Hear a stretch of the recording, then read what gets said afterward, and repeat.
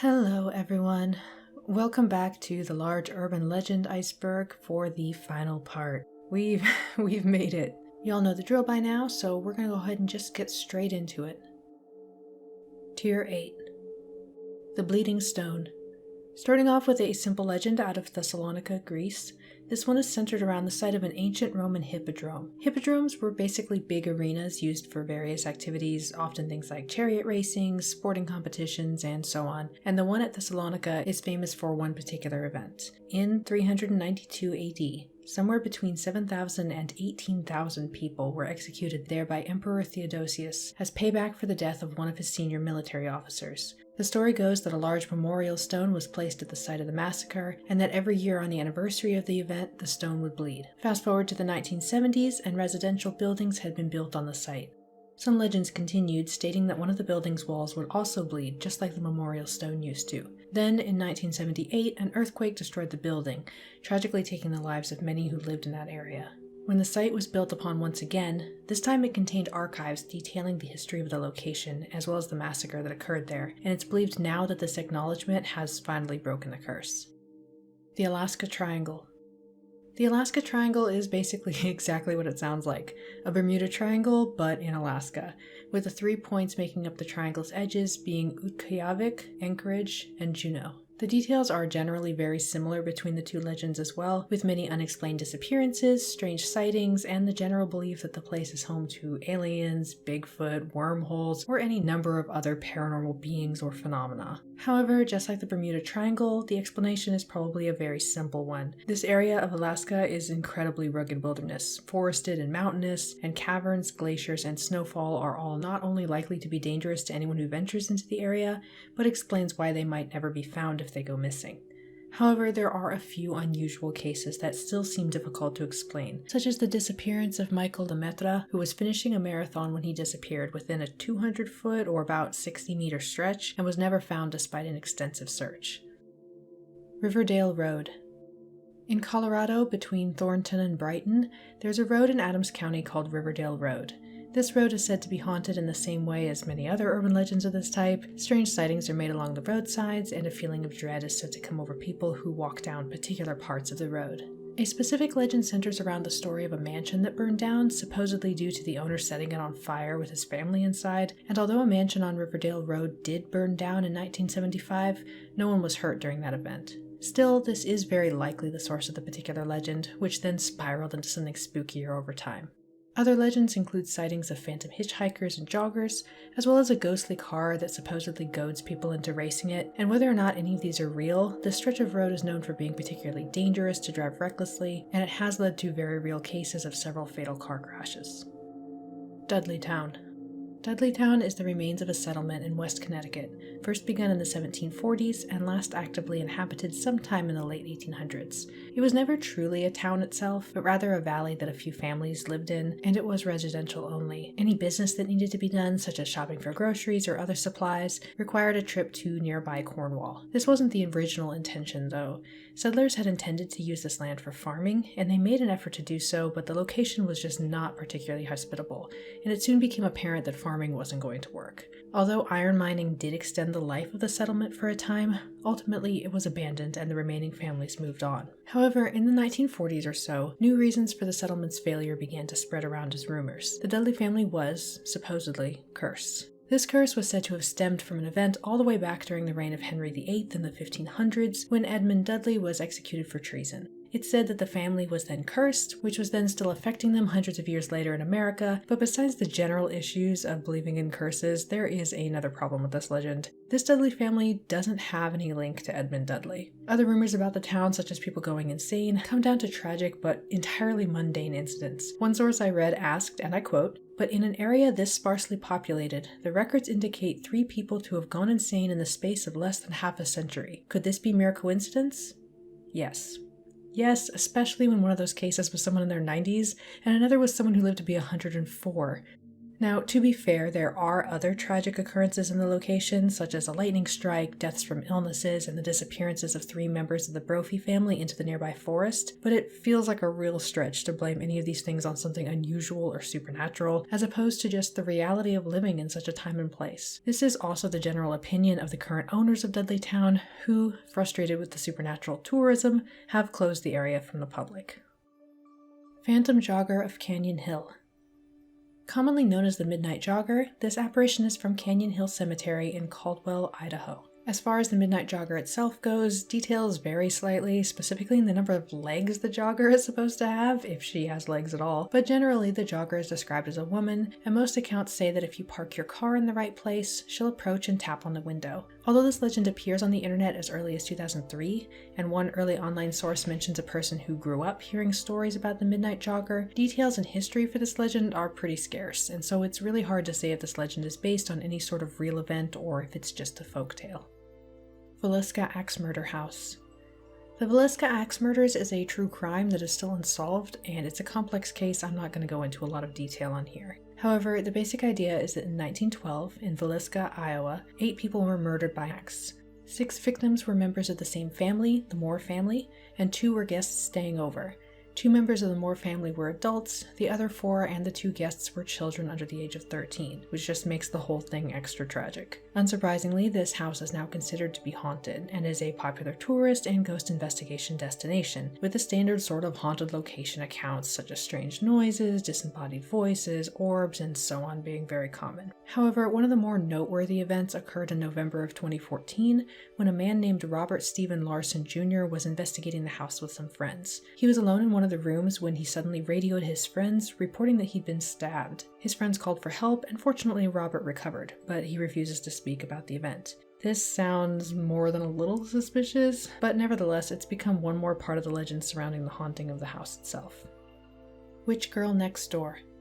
This story comes from Pilot's Knob in Kentucky and is of the witch grave variety. This particular story goes that in the 1910s, a little girl named Mary Ford and her mother Rebecca were accused of being witches and were burned at the stake. The mother was buried somewhere out of the town, but the girl was buried at the cemetery, in a grave lined with concrete and surrounded by a steel fence. Nowadays, she's said to haunt the grave, but since she's trapped by the fence, she tries to lure people close enough for her to grab them and drag them into her tomb with her. Even if you believe in ghosts, this story has a bunch of issues that warrant some skepticism, such as this occurring in the 1900s, and the overall idea of burning people for being witches, neither of which are completely impossible, but are definitely strange. But suspicions aside, this story is just straight up fake, as Peggy Gilkey explains in a 2018 article written for the Times Leader. She did a simple search through records from the area to discover that Mary Evelyn Ford actually died of peritonitis in 1916, and that her mother was still alive as of 1920, indicating that they did not die at the same time, and certainly not because they were witches. Others had also found similar information even earlier on, such as Teresa with Teresa's Haunted History, who published the blog entry on this story all the way back in 2014. So not only is this legend nonsense, but someone used a little girl's death to come up with a fake story to try to scare people.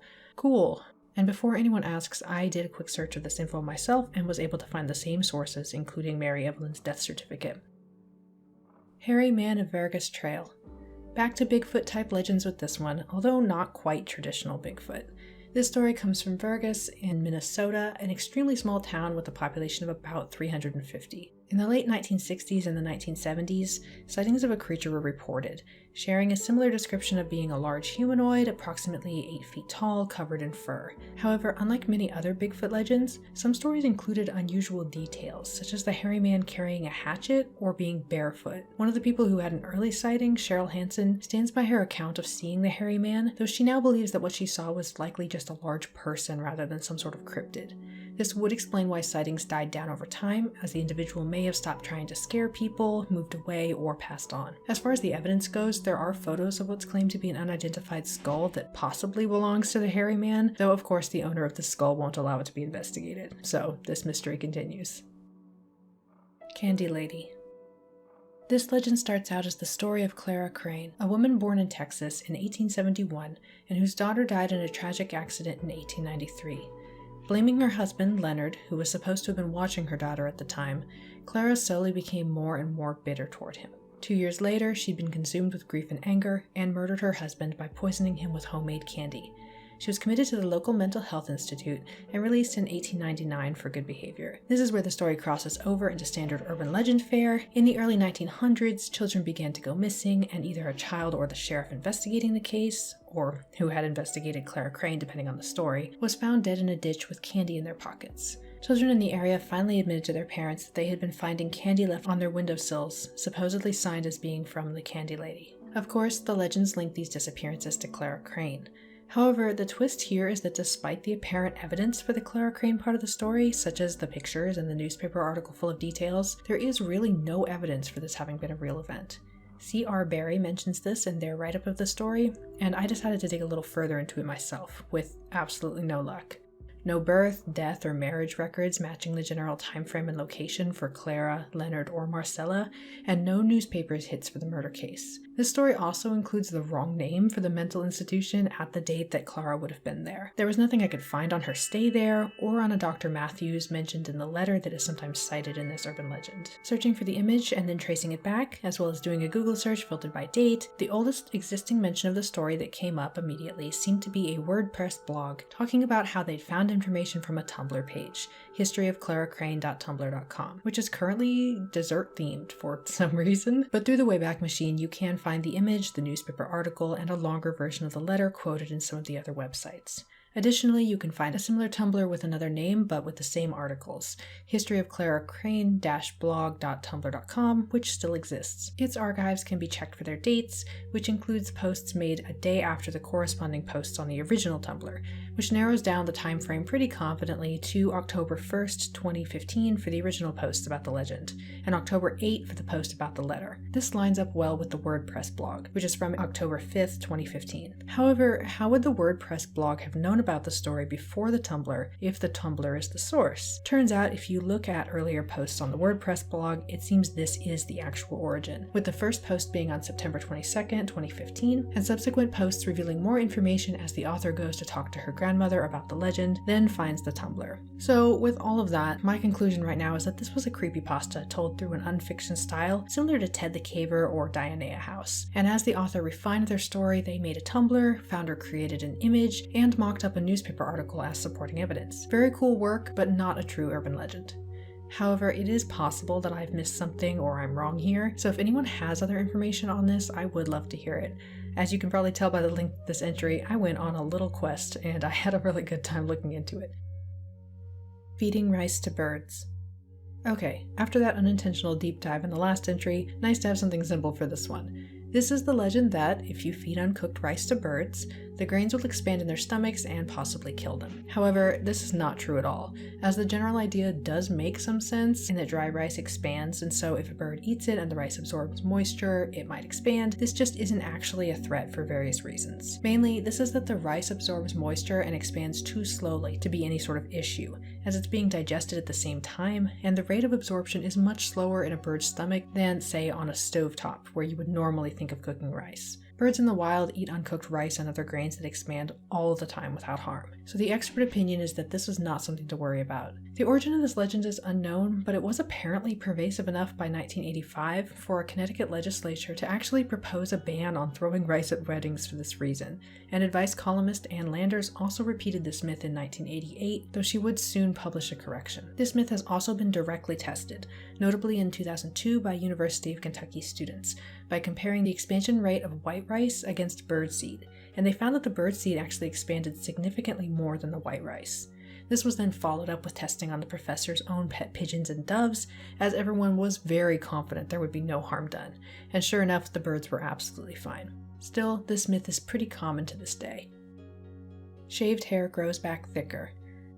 Another common misconception, this one is that if you shave off hair, it'll grow back thicker and darker than before. This has been debunked many times over, and if it were true, I would have been rocking a shaved head throughout my teen years so as to have beautiful, dark, thick hair now. Unfortunately, this is not the case, and this myth instead comes from a few illusions about the shape of the hair and whether or not it's been photo-bleached, which is a phenomenon that occurs more strongly in some people than others and causes hair to lighten when exposed to the sun or a tanning bed. Shaving off hair that has been photo-bleached or has tapered at the end due to natural damage or both will make the new hair that grows in look thicker and darker. So if you interpret the legend that way, then I guess it can be sort of seen as true. However, the hair itself is growing in exactly the same way as it did originally, both in color and thickness, and any effects that might make it look lighter or thinner has just developed over time due to wear.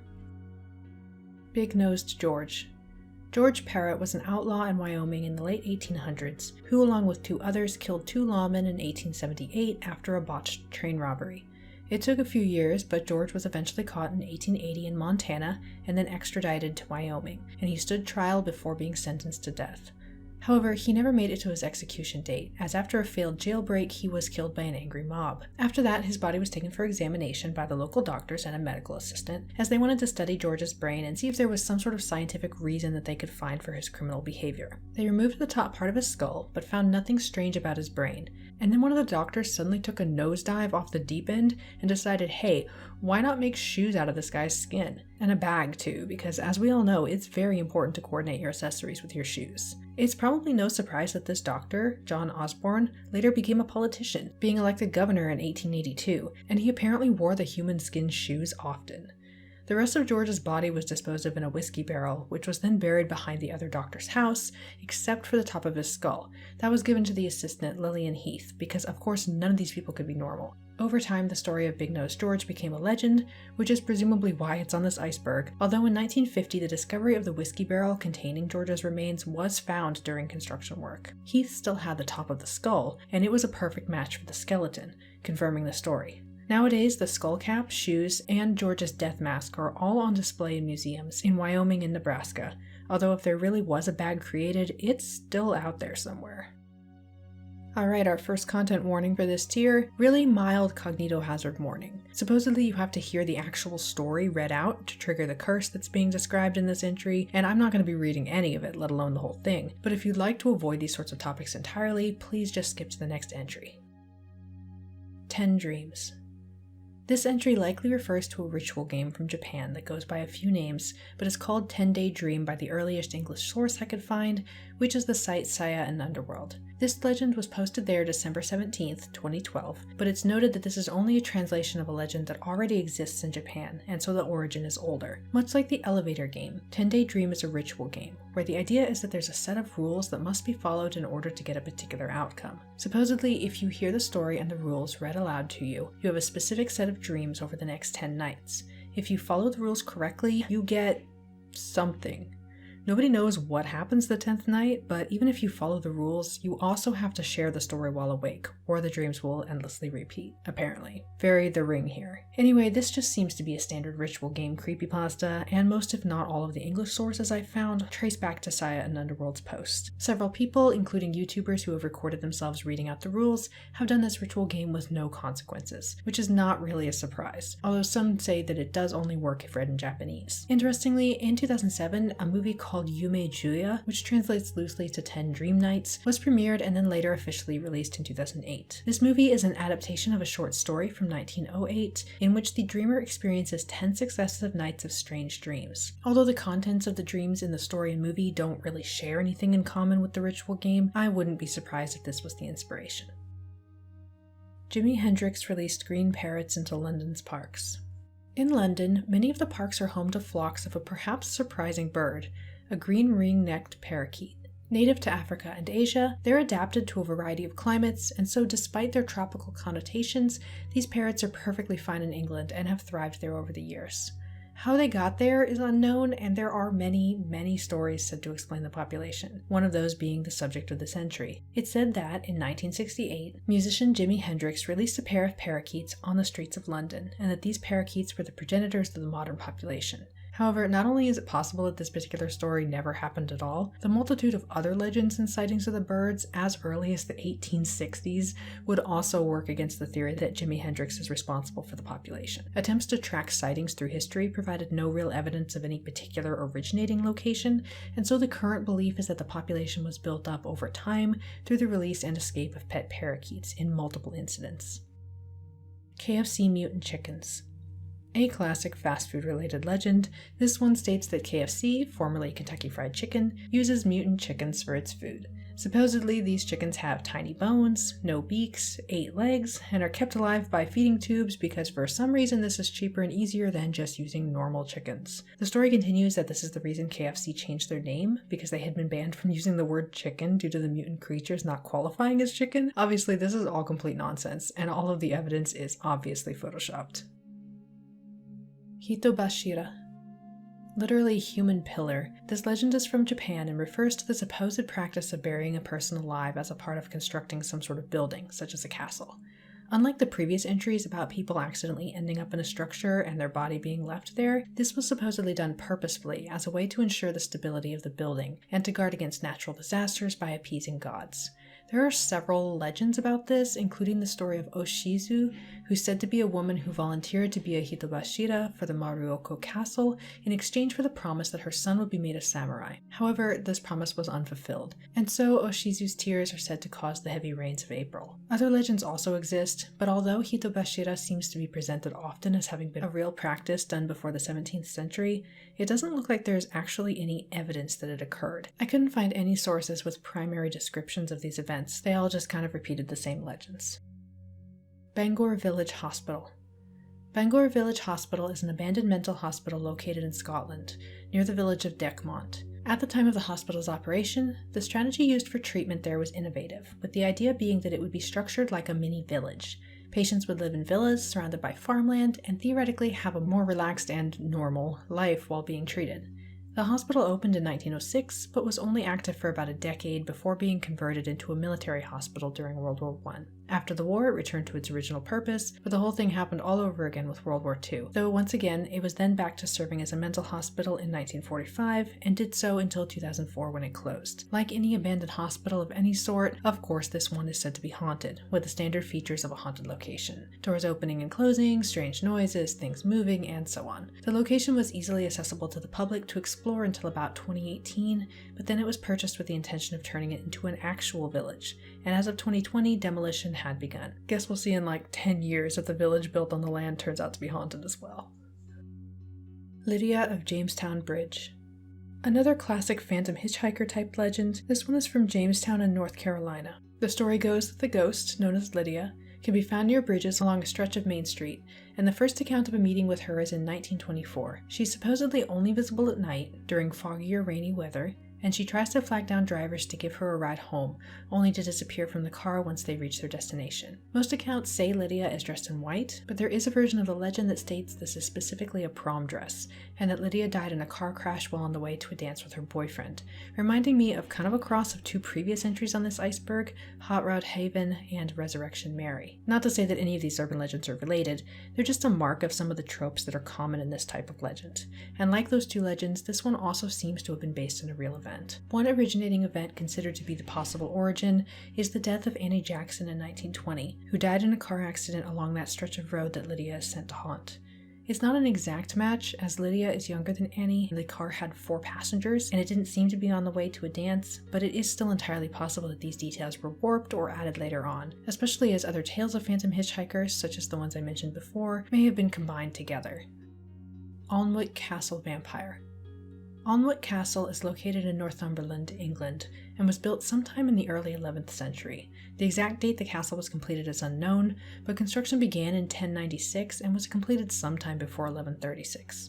It's sometime in the 12th century that this legend originates, with the original story being that a previous lord of the castle would leave his tomb and cause a ruckus in the streets at night, just to be a jerk apparently. But the common people eventually got tired of this and tracked him down to his tomb, but before they destroyed his body, they found that it was filled with blood, hence the vampire designation. Later versions of the story changed the vampire from a lord to a servant who died while trying to catch his wife cheating, but otherwise the story is basically the same, and there isn't really any evidence that anything like this ever actually happened.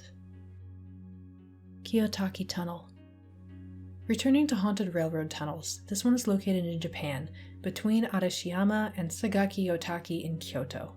Kiyotaki Tunnel opened as a part of the Aragoyama Railway in 1928, but was only active until 1944 before being converted into a road. The tunnel is home to a huge variety of different legends and superstitions, and while driving through it, travelers can experience strange noises, health problems, sightings of a woman in white, sightings of workers who died during the tunnel's construction, and the sensation that the tunnel is longer in one direction than another. Interestingly, the last one does have an explanation.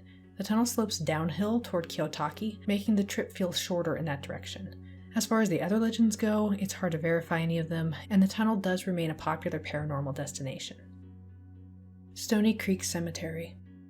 I'm not entirely sure which of the many supposedly haunted cemeteries called Stony Creek or Stony Cemetery that this refers to, but going by the spelling with the E included, it's likely the one from Ohio, which doesn't exist. This legend seems to come from ghostofohio.com, referring to a Stony Creek Cemetery in Adams County, which is said to be home to a headless ghost. This ghost was supposedly the spirit of a man found dead in the cemetery in 1825, with the strange thing being that he'd been decapitated, but that there was no blood in the area, and so it was believed that he'd been killed somewhere else and his body later moved to the cemetery. Anyway, as I mentioned, there is no Stony Creek Cemetery in Adams County, so more recently this location has been assumed to actually be Stone Chapel Cemetery, which does exist. That said, from what I can tell, it doesn't actually seem like there's any particular reason that this legend is connected to Stone Chapel Cemetery either, except that it's a place that actually exists and has the word stone in it. Also, although I didn't exactly do an in-depth search, I couldn't find anything about a headless body found anywhere in Ohio in 1825, and it's pretty likely this is just a made-up and very generic haunted graveyard story. Lake Pend Oreille Paddler. Back to lake monster cryptids. This one's from Lake Pend Oreille in Idaho, with the first sighting in 1944, but picking up in the 1970s and continuing from there. For the most part, these sightings are similar to other lake cryptids. People saw large unidentified objects moving in the water, and theories ranged from plesiosaur to large sturgeon. But there's a little bit of a fun twist to this particular legend, which is that, as it turns out, the Navy was and still is using the lake as a testing location for submarines. And although not all of the sightings of the paddler line up with the submarine, they're still generally close enough that this is a commonly accepted explanation. Stony Hollow Road. Another Stony entry, Anyway, this one comes from Idaho, near Burlington, and it's a relatively simple roadside haunting story. The legend goes that a woman named Lucinda was waiting for her lover, whether he's her husband or secret fiancé varies, all night, but that he never shows. Believing she's been abandoned and that her lover has possibly run off with another woman, Lucinda climbed the rocky cliff near the road and then jumped to her death. It's said now that she haunts the roadside and can occasionally be spotted, sometimes covered in blood, if you drive through the area at night. However, a more surefire way to see her is said to be that if you climb the cliff and shout her name 3 times, she'll appear on the ledge before you. And although she is typically not said to be dangerous herself, she may drop a rose at your feet. If she does, you're supposedly cursed to die in 24 hours. Interestingly, and probably not surprisingly, a comment on onlyinyourstate.com's article about this legend claims it's complete nonsense made up for a book in the 90s, and that no one in the area had ever heard of it before. Of course, this is just an internet comment, but having personally researched urban legends that don't seem to have ever existed before some gimmicky haunted locations book published a story about them, I would absolutely not be surprised if that's the case here. Singing River.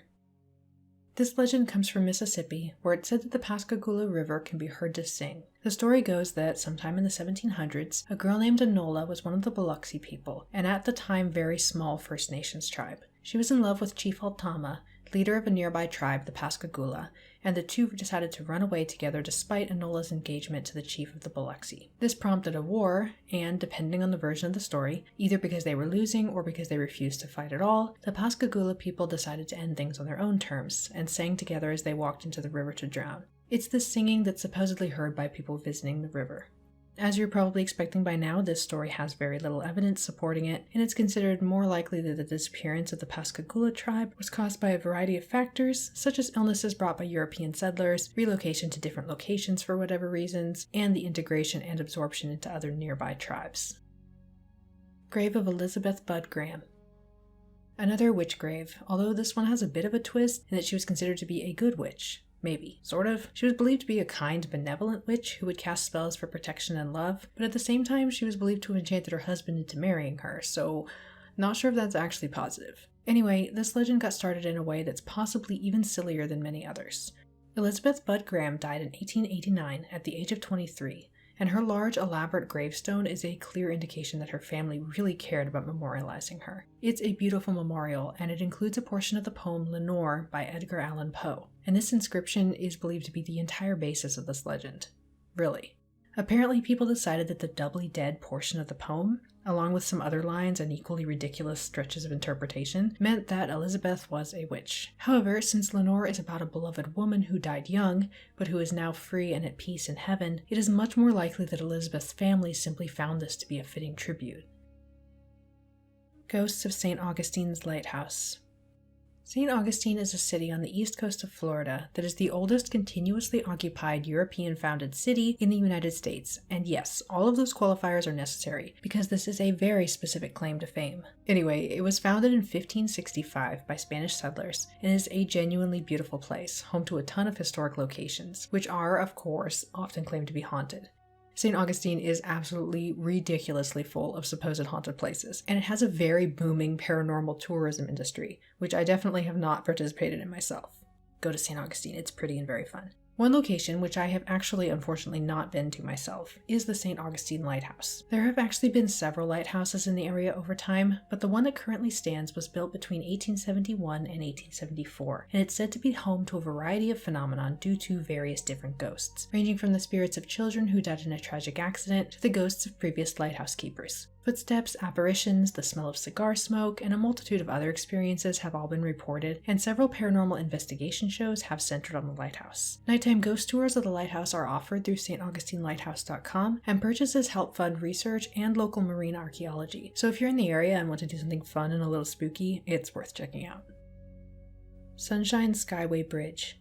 Staying in Florida but going somewhere way less fun than St. Augustine, Tampa. Specifically, one of Tampa's bridges, the Sunshine Skyway Bridge, which connects St. Petersburg with the small town of Terracea by crossing Tampa Bay. Sunshine Skyway looks beautiful in photos, but many people report the bridge feeling ominous or creepy, which is pretty normal for just about any bridge in Florida, but some believe that in this case, there is a supernatural reason for it. In 1980, a freighter accidentally collided with one of the support beams on the southbound side of the bridge, causing approximately 1,200 feet, or 370 meters, of the bridge to collapse into the ocean, killing 35 people. Only one person, Wesley McIntyre, survived falling from the bridge, and tragically this event had a huge impact on his later life and his mental health. Investigation of the accident found that the captain of the freighter had done his best to avoid colliding with the bridge, but a microburst, a rare, sudden, and very powerful meteorological phenomenon that can cause incredibly high winds and blinding rain, just made that impossible. In addition to this event, the bridge is sadly the site of over 300 suicides, as well as assorted other incidents, such as a collision between two ships in the bay only a few months before the bridge collapse. All of these events have led to the location being considered haunted, with most reports being eerie or unsettled feelings, although there are specific sightings that occur. Often, these sightings are of people standing at the edge of the road, looking into the water, and when drivers stop to check on them, the apparitions disappear. Other sightings include phantom vehicles in the water, as well as drenched hitchhikers wandering the bridge. Curse of the River Serpent. Another kind of standard river or lake cryptid, this one is from Alabama, specifically the Coosa River, and the first sightings come from sometime in the 1800s. Some sources say the 1820s, others say the 1870s, but it seems the most documented reports were in the 1870s. Several people who were considered reliable, upstanding members of their communities reported seeing a dark shape, something moving under the surface, or even a large creature with a neck and head extending several feet out of the water. The cursed part of this legend didn't seem to have any effect on these people, but it is said that people who made sightings in the 20s supposedly died unexpectedly days later. Sightings dropped off rapidly after the reports in the 1870s, and in 1882 an explanation was proposed that might actually explain the sightings. Leaves and other naturally decaying materials resting on the riverbed build up pockets of gas, and these gases can cause these clumps of material to rise to the surface, sometimes even launching out of the surface. Of course, there's also the more standard explanations as well, such as particularly large catfish and gar. The Haunted Attic. So I'm gonna be honest here, this entry name was way too generic for me to be sure what it refers to. However, the closest match I found was the Pemberton Hall ghost, so we'll just go with that one. Pemberton Hall is a women's dorm in Eastern Illinois University in Charleston, Illinois, and it opened for student use in 1909. And after the first headmistress left her position, the job went to Mary Hawkins in 1910. She was headmistress for just under 7 years as her health began to decline, and by 1918 she had died of what is now believed to have been syphilis. Mary is a central fixture in the urban legend for this entry, which is that Pemberton Hall is haunted. Various versions of the story exist, but there are two general categories. The first is that Mary herself was killed by someone, often a janitor, and the second is that a student was killed, again often by a janitor, and that Mary's guilt and grief over the murder of someone in her care caused her hospitalization and then her death. Either way, Pemberton Hall is said to be haunted, usually by the ghost of Mary, but sometimes by the murdered student from the second version of the legend, or the student's roommate. But whichever ghost it is, it's almost always seen to be harmless or even benevolent. Most of the reported experiences are things like hearing piano music, finding televisions turned off when they had been on, doors closing when they had been left open, and so on. The attic part of this legend comes from that the floor the murder was said to have taken place on was supposedly the fourth, which was never really meant to be a true floor, and was instead a repurposed attic. That floor used to be open to ghost tours, but in 2003 it was closed to the general public due to structural damage. Tanaka the Drowned Ghost. This legend is from Hawaii and claims that in 1947, a boy named Tanaka drowned in a pond near a village called Ola'a, now Kea'au, on the Big Island of Hawaii. When divers went to look for the boy's body, he was found sitting peacefully on a rock at the bottom of the pond, as if he had purposefully settled there. Later on, another boy walking on the shore with his father felt as if he was being pulled into the water, and soon disappeared below the surface. Rescuers located him in a similar position as Tanaka, although they were able to revive him and he recovered. This is another legend where the very few places I found talking about it all sourced back to the same website, which itself sourced back to the same book. So yeah, I'm dubious about this one, but would love to hear more if other people know about it. Gobblesquatch.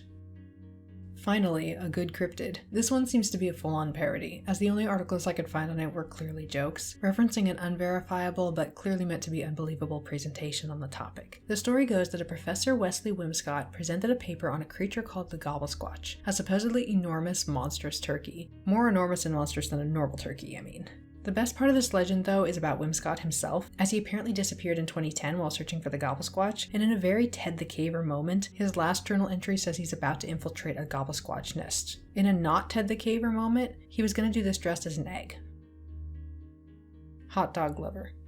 Unfortunately, coming off of that last entry, this one is much less funny and a lot more stupid. I'm only going to very briefly cover it because it's extremely cursed and because of YouTube's guidelines. But this is the perhaps unsurprisingly pervasive legend that some girl, almost always the popular girl at school, decides that for some reason a frozen hot dog is her best choice for some fun alone time. Anyway, of course this backfires as it breaks off, and the girl has to go to the hospital, and now everyone else gets to make fun of how this seemingly unattainable perfect woman is actually just some dumb skank. Although it's always possible something like this did happen at some point, this particular legend is often told with the storyteller naming a particular local girl that they actually know, or at least know of, and the motivations for this aren't too hard to figure out. This is one of those moral panic type legends, where the storyteller and anyone listening to the legend gets to feel superior to a girl who would otherwise be intimidating to them.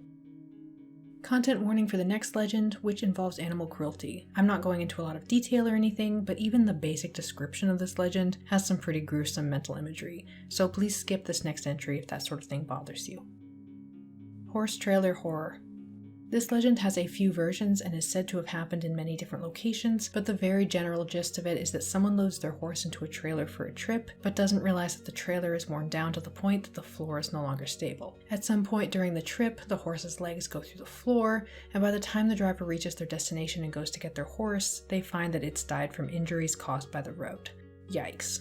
Sadly, there is at least one real event that played out almost exactly the same way, in 1998 in Ontario. However, the animal this time was a bull, and even more tragically than in the legend, other motorists noticed something was wrong and informed the driver, but the driver continued anyway. Police arrived soon after and the driver was arrested, but the bull couldn't be saved. There are many unverified first-hand accounts online of people who claim to have seen similar events themselves, or to know someone who had a similar event happen, but as with any comments on the internet, it's hard to say if these are true stories or not. However, this is an unfortunately plausible legend. Roadside dinner in Australia. This legend refers to a real event that happened in Australia, with the story only dipping into urban legend when it comes to a chain email circulating with slightly incorrect information. Overall, though, the story and its pictures are real, showing a black-headed python eating an Argus monitor lizard, often called a goanna. The pictures look a little ridiculous considering how much larger the lizard is than the snake, but the snake did eventually get the lizard down and apparently continued in its merry way afterward. This happened sometime in early 2009 in Australia, near Cloudbreak Mine in Pilbara, although an email version of the legend claims it occurred in Arizona. The Gray Man. Finishing out this tier with a legend from South Carolina, featuring a benevolent ghost known as the Gray Man. A well-known feature of Pawleys Island, there are several origin stories for the Gray Man, but he's generally believed to have been around since the early 1800s. One popular story is that he's the spirit of a young man who, excited to see his fiancée who lived on the island, took a dangerous shortcut and sank into a marsh. A little while later, his heartbroken fiancée was wandering the beach when she saw an apparition of her dead lover, and she approached him only to receive a warning that she and her family were in danger, and that she needed to leave the island. Taking his advice, she and her family left for their house that was further inland, and the next morning much of Polly Island was damaged in a hurricane. The spirit had been warning his fiancée of the approaching storm. Nowadays, he's said to do the same for others, and sightings of the Gray Man are taken as an omen that it's time to evacuate the island. Some even say that seeing him is good luck in a sense, and that if they heed his warning, he'll make sure that their homes are undamaged and waiting for their return when the storm is past. And that finishes Tier 8. I knew an abysmal 4 out of 35, or about 11%. Tier 9. Alexandria's Genesis.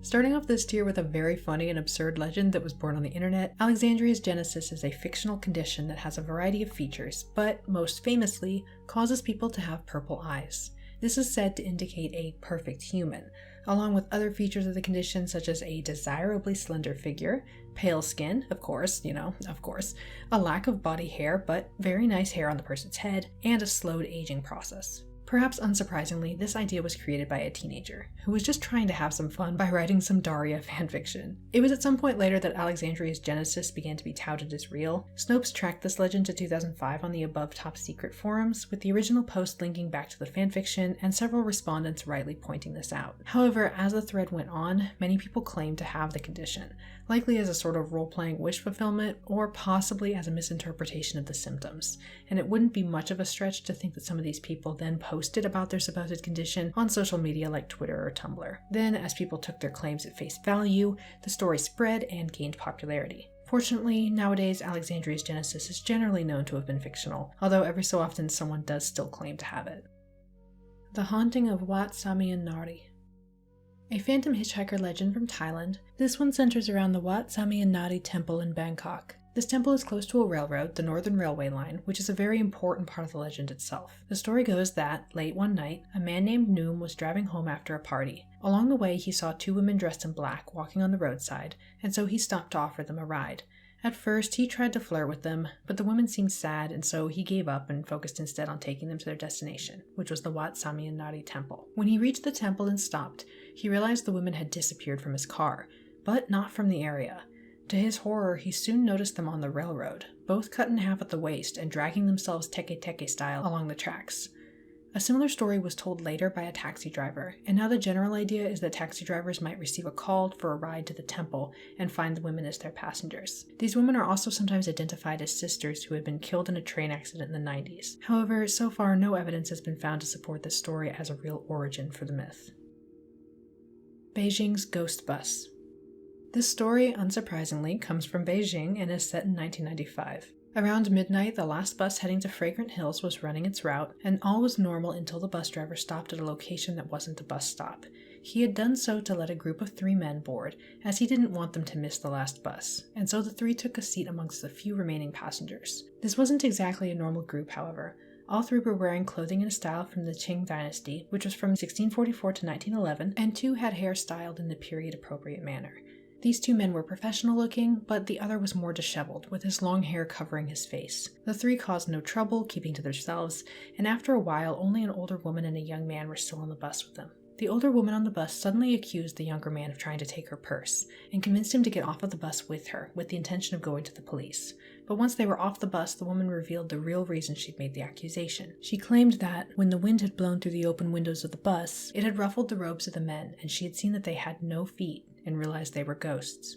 The story then continues that, the next morning, the bus had gone missing, and it was found only days later, in a reservoir that shouldn't have been able to reach with the amount of gas it had. There were also 3 bodies on board: the driver, the conductor, and a man with long hair.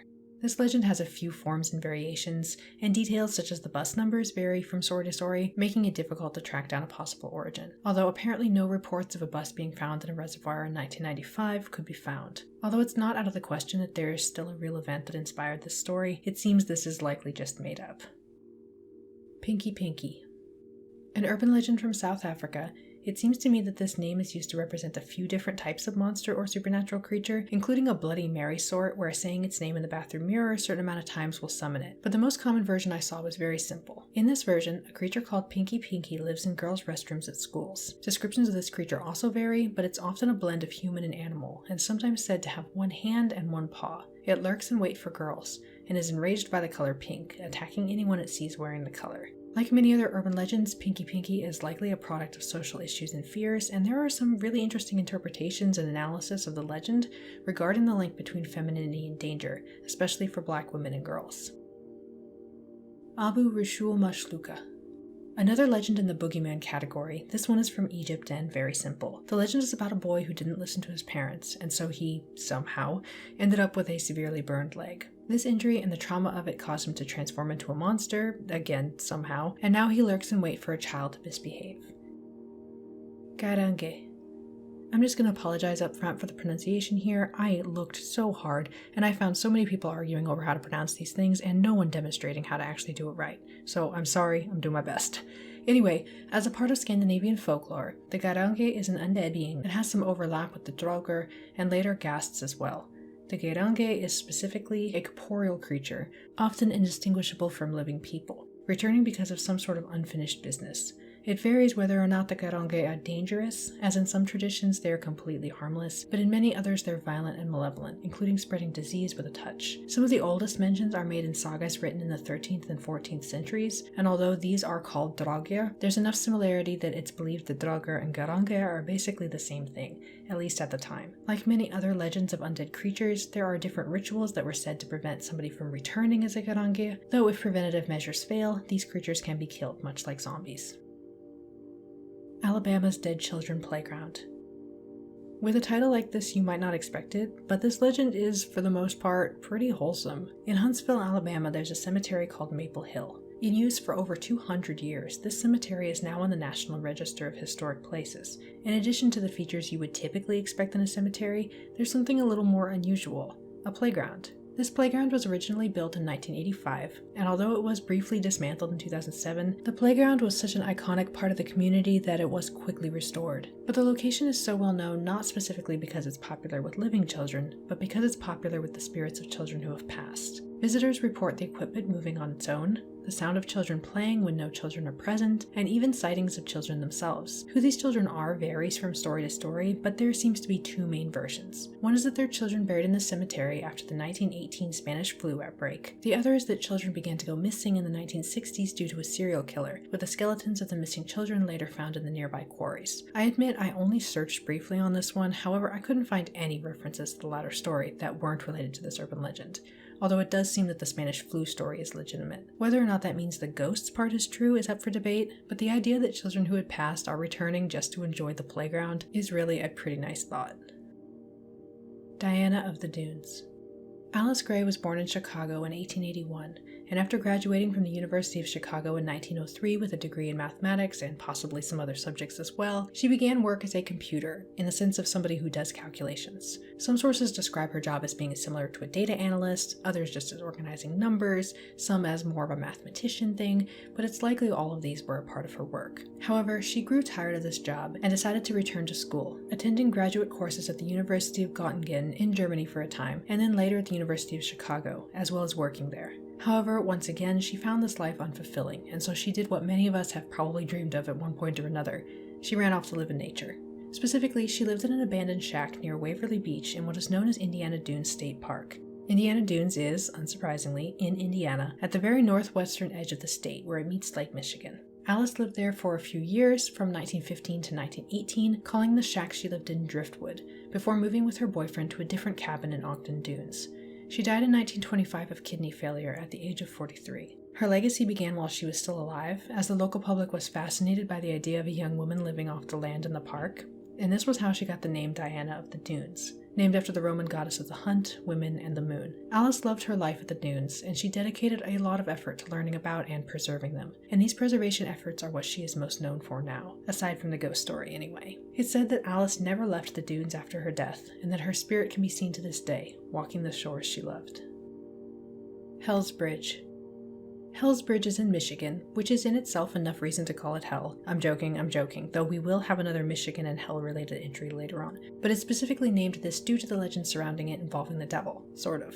The bridge itself is a very narrow metal bridge that crosses Rogue River near Rockford, and the story goes that in the late 1800s it was the site of a mass murder of children. Details vary, but the general idea is that some children went missing, and while the locals searched for them, they left the other children from the area in the care of a man named Elias Frisk. Elias led these children into the forest, out to the bridge, and then revealed he was the murderer all along. He then killed these children too, throwing them in the river, and then ran off into the woods. However, upon noticing the other children had also now disappeared, the rest of the people in town tracked their path to the forest and to the site of the murders, then further followed Frisk's trail. Upon being caught, Frisk then dramatically claimed that the devil made him do it. Now the bridge is said to be haunted by the spirits of the children, and anyone standing out on the bridge at night might hear footsteps, evil laughter, and the children's voices. A few people have looked into this legend to try to find anything that matches it, especially since a general time period and a name are known, but there is no evidence for it at all. It's believed that the name Frisk might have just been chosen from a nearby road.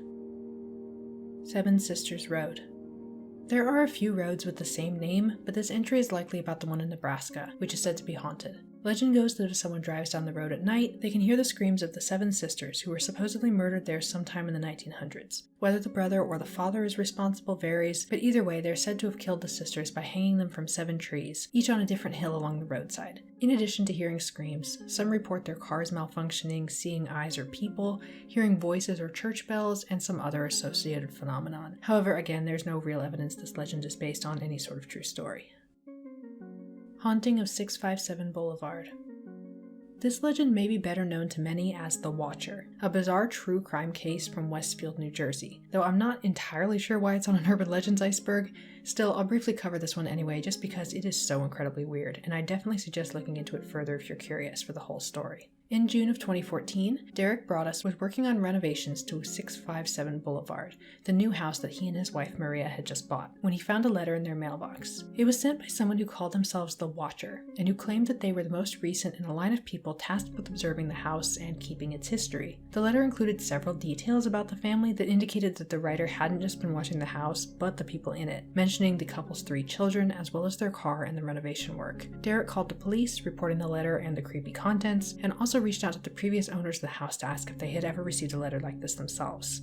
They said they had, but only once, and only shortly before moving out. The Broaddus family would unfortunately receive far more than just one letter, and they got more and more strange, leading the Broadduses to eventually sell the house at a loss. The identity of the Watcher is still unsolved, but it's also still being actively researched, including recent DNA testing that may eventually lead to some answers. Beast of Bladenboro.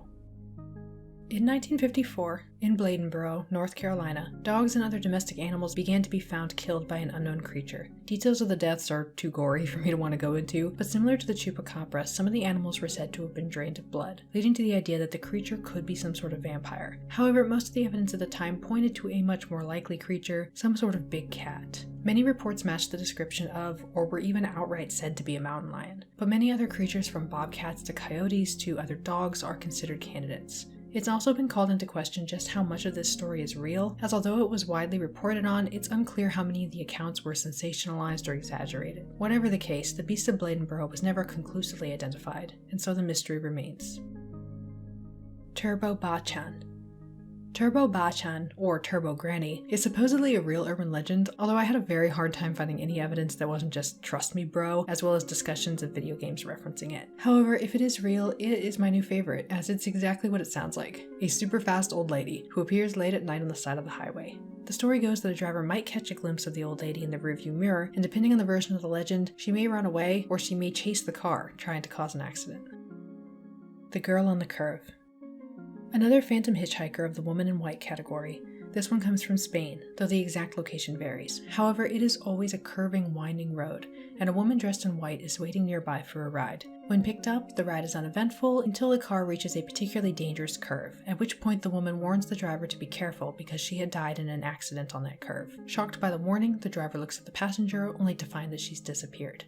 This is such a traditional phantom hitchhiker story with such varying and vague details that it's really difficult to say if it's based on any originating event.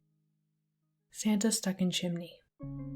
A simple, classic sort of urban legend, this one is about a man who wanted to surprise his family at Christmas time. As far as his family knows, the man is on a business trip, but he secretly cancels it and makes a plan. He'd dress up as Santa and come down the chimney on Christmas Eve, bringing a little holiday magic to his children. Unfortunately, this didn't happen, and as his wife and children lit the fire for the evening, they noticed that smoke was backing up in their house, and realized the chimney must be blocked. When the fire department arrived to help, they found the body of the father who had gotten stuck in the chimney. The story never happened, but there are tons of stories of people who really did get stuck in chimneys, some with tragic results. Don't go in chimneys, people. Himuro Mansion Haunting. You know that joke in media when a character will start to explain something that happened, and another character interrupts them with something like, "Wasn't that the plot of such and such?" That seems to be the case for this entry, with the plot being from a video game, specifically the original Fatal Frame. Lucia from Ghost in My Machine did a very in-depth investigation on this legend, so I'll only briefly explain it myself. Please go check out their article for the details, it'll be in the description. The general idea is that there's a mansion somewhere near Tokyo, and that this mansion is the site of an ancient ritual that went wrong. Every 10 years, for about 2 centuries, a girl would be sacrificed with the intention of keeping the gate to the demon realm closed. This kept the world safe, but one day, the girl meant to be sacrificed ended up falling in love before that could happen. No longer suitable for the ritual, she and her whole family were either killed or committed suicide, leading to 7 deaths in total. It's said that the mansion itself is now haunted by their spirits, and that strange phenomenon can be seen, especially if you bring a camera, hint hint, wink wink. I definitely suggest reading Lucia's article if you're curious about exactly how this legend links with Fatal Frame, and why it was most likely invented for the game rather than being based in any sort of real fact. Secret roommate sodomy. Another urban legend of the moral panic type. This time it's homophobic instead of misogynistic, hooray. Anyway, it's a particularly stupid legend about a guy in college, or the military, or anywhere else where they might have to, gasp, room with another man, who, second gasp, is gay. And how does the first guy find out? Well, he keeps waking up in the mornings feeling groggy and in pain, and when he goes to the doctor, he finds out his roommate has been drugging and assaulting him. That's it. It's literally, oh no, scary gay people. And it dates back to as early as 1886. Ugh, moving on. The London Monster. A case from the late 1700s, this one took place in, surprise, London. Women began to make reports of some creep following them, and although the details of his appearance and even his manner of attack varied widely, they all shared the same general theme. The man would stab them, whether with a needle, knife, or another sharp object, and then run away before anyone could react. He didn't seem to ever do anyone any serious physical harm, but the random unprovoked acts were still understandably terrifying, and panic soon swept through London over the next 2 years that the monster was active. One victim eventually spotted who she was certain was the monster, a man named Renwick Williams, who was arrested and tried. Although he had an alibi for some of the attacks, he was convicted of others and served 6 years. Even at the time, there was doubt that he was the monster, and even if he was responsible for some of the attacks, there may have actually been multiple people responsible. It's also possible that some of the attacks were faked or were misinterpretations of other events, and similar suspicions come up again in future similar attacks, including a slasher in 1938 that was eventually determined to have likely never existed at all. However, if there was one or more London monsters other than Williams, they were never caught. The Devil and Tom Walker. Another entry I'm not sure why has been included here since it's just a fictional short story, but I'll briefly go over it anyway. The Devil and Tom Walker is part of a short story collection, Tales of a Traveler, published by Washington Irving in 1824. In the story, a man named Tom Walker makes a deal with the devil for wealth, which of course goes as poorly as one would expect, and eventually the devil collects the debt owed to him. I suppose this story could be on the iceberg for 2 different elements of it, the first being that the story mentions another legend, which is the 17th century pirate William Kidd, who supposedly hid a vast treasure somewhere that has never been found. The other is that Tom Walker is said to haunt the fortress where he originally met the devil, but since that's part of the story itself rather than an urban legend outside it, I don't know. Ohio State Reformatory.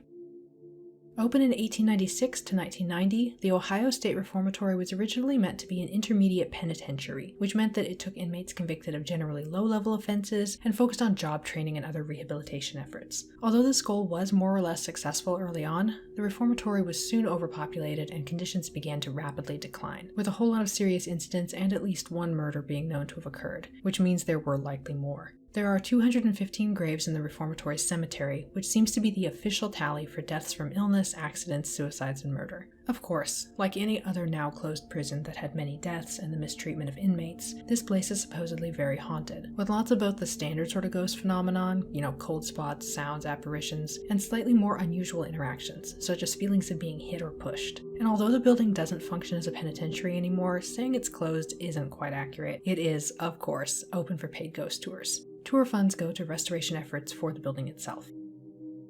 Ohio's email urban legends.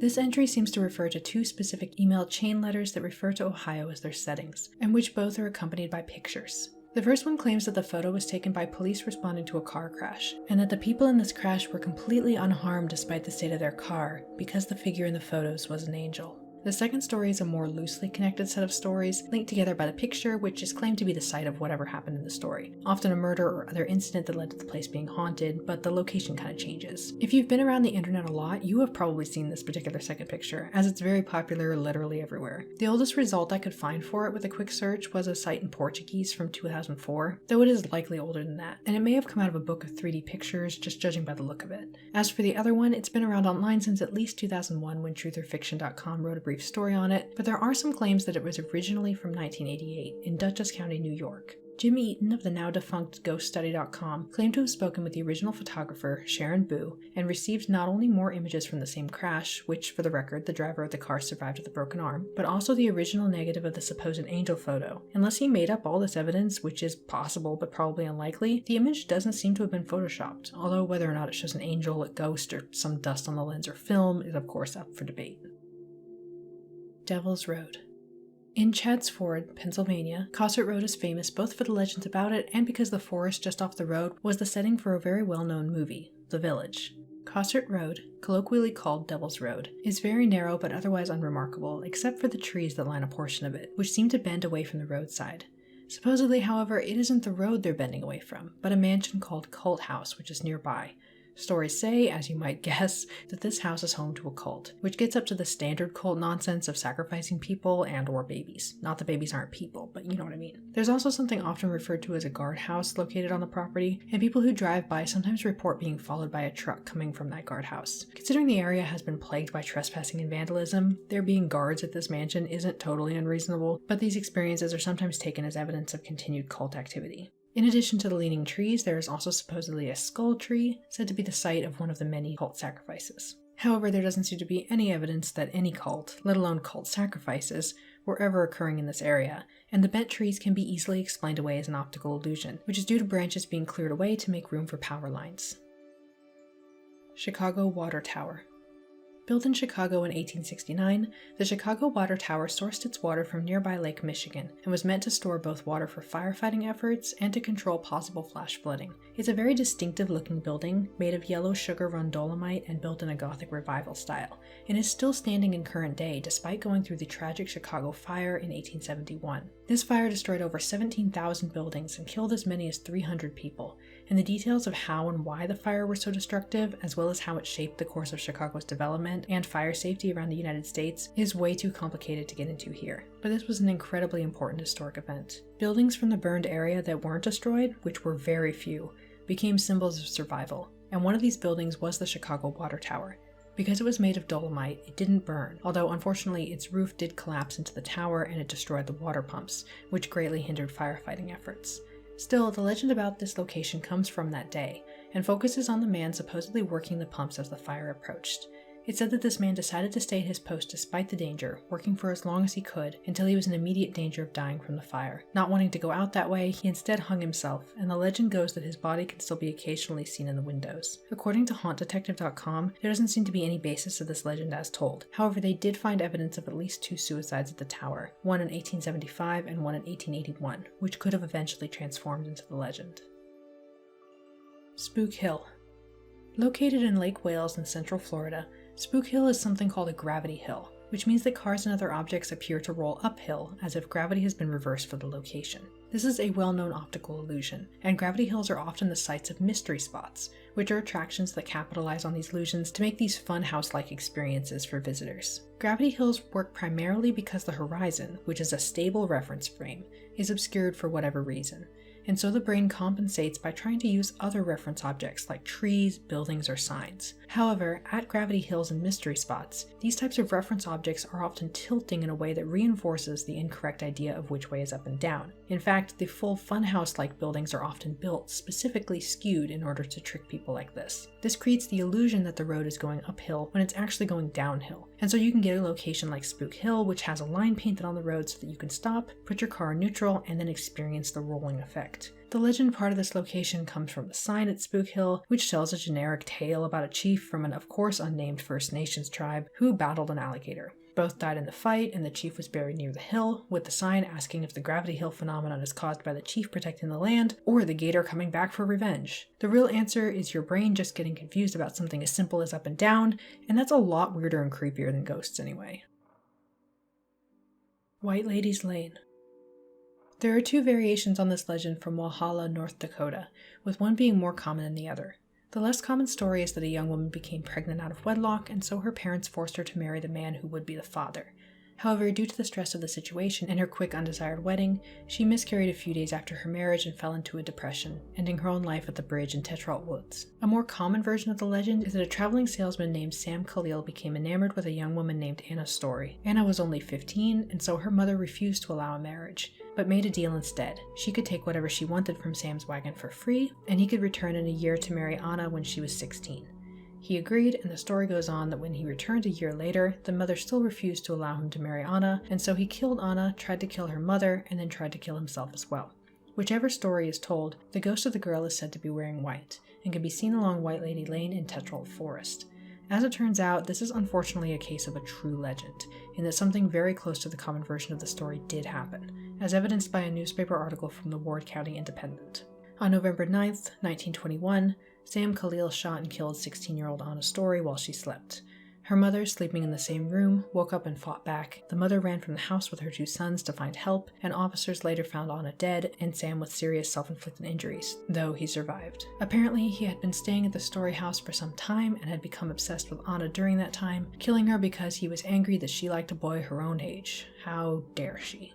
According to the official page of the city of Walhalla, Sam was convicted of the murder and sentenced to life, but was released to relatives after 10 years at the age of 71. So a real story and a real tragedy, though as usual jury's out on the ghost portion of things, and it's unclear if there might also be any truth to the other version of the legend as well. And as a fun aside after that depressing tale, check out the story run immediately after that article. It's a super sarcastic piece about how some guy harvested sweet corn in September and how, and I quote, "Surely this is important information." Iconic. Dolly Cole. There are several very different stories about Dolly Cole, a woman who lived in the 1800s in the town of Foster, Rhode Island. The main legend is that she was a witch who used her powers to work as a healer, taking care of the community as she raised her only daughter alone in their cabin in the woods. Things were fine for a while, but despite Dolly's benevolent behavior, the townspeople eventually decided she might be a threat and decided to kill her. They set fire to her cabin, which burned down, but it turned out that Dolly had been at the river at the time. The only person in the cabin had been Dolly's daughter, who died in the fire. Understandably heartbroken, Dolly put a curse on the town and its mill, but she was soon tracked down by the townspeople and murdered as well. Now she's said to haunt the mill, appearing as a woman in white at the edge of the spring that runs through the mill. Dolly is not the only person said to haunt the location, with various other sightings of men and women being seen in the area, but the most interesting of these is a woman who is seen going down to the edge of the creek with a bucket in hand to get some water. This closely matches the story of a real death in 1860, of a woman named Betsy Grayson who drowned while trying to refill a pail in the river. GreenvilleParanormal.com has an in-depth investigation into the many different hauntings of the mill, Betsy Grayson's story, and the real woman who was likely the namesake for the Dolly Cole legend, so I definitely suggest checking out their article. Ultimately, it seems that the Dolly Cole legend blended two different people together and then embellished the backstory, ending up with the legend we have today. Camp Lula Sam's. Located in Brownsville, Texas, Camp Lula Sam's, now Camp Rio at Lula Sam's, is a wildlife refuge with the goal of teaching children about animals, nature, outdoor sports, and general other wholesome camp activities. It was originally founded in 1953 and was primarily used as a Girl Scout camp, but it closed in the 90s. In 2015, money was raised for the restoration and conservation efforts, and the area was eventually reopened as Camp Rio. This legend is about the closure of Camp Sam's and what led to it, claiming that one night a Girl Scout troop was staying in one of the cabins when the leader snapped kidnapped and murdered them all. Supposedly this was due to mental illness or being possessed by the devil or whatever, standard urban legend fare about something that didn't happen. There seems to be no evidence of anything close to this that took place at Camp Lula Sam's. However, there is some speculation that a real event from a different state, the very tragic and still unsolved Oklahoma Girl Scout murders, became merged with speculation over the camp's closure to form this legend. It also seems to be a pretty recent legend, since I couldn't find any mention of it before 2016. I wouldn't be surprised if the legend sprung up at the same time as the fundraisers for the conservation and reopening efforts, whether as a natural result of the camp being brought to people's minds, or as a purposeful attempt to either help or hinder, since this sort of thing can go either way, the restoration project itself. Monster of Elizabeth Lake. Elizabeth Lake is in Los Angeles County, California, and is supposedly home to, you guessed it, a water monster. Legend has it that the bottom of the lake has an opening to hell, and from that opening the devil's pet, a strange dragon-like creature, would roam the waters of the lake. Many reports came from the 1800s, with the description of course varying widely, but often wings, a long neck, and many legs were part of the reports. Horrible growling or otherworldly sounds were also a part of several sightings. Interestingly, there is a story that in the 1880s, the monster was driven out of the lake and later killed in Arizona, which would explain why Elizabeth Lake, which is only about 20 feet deep at its deepest point and has dried up completely in several droughts in the last few years, definitely does not contain a monster. Haunted office building in the heart of Shenzhen. So, although I did find what this legend referred to, I could only find one primary source, and then a few others that were clearly taking their info from that source. So take all of this with a grain of salt. This legend could be, and is almost certainly, a real legend, just not one that's been widely translated into English, and so I can't verify it very well. But okay, that said, this legend comes from Shenzhen in southeast China. Specifically, it comes from the absurd and yet oddly appealing Xiangying building, which is said to be haunted by the spirits of people executed in the 60s and 70s. Now the ghosts are said to roam the halls, and in addition to normal ghostly haunting stuff, they also curse any businesses whose offices are located in the building, which I think is sort of petty, but also I support them. Fair Charlotte. Fair Charlotte is a folk song likely from the late 1800s or early 1900s, though its true origins are a point of controversy.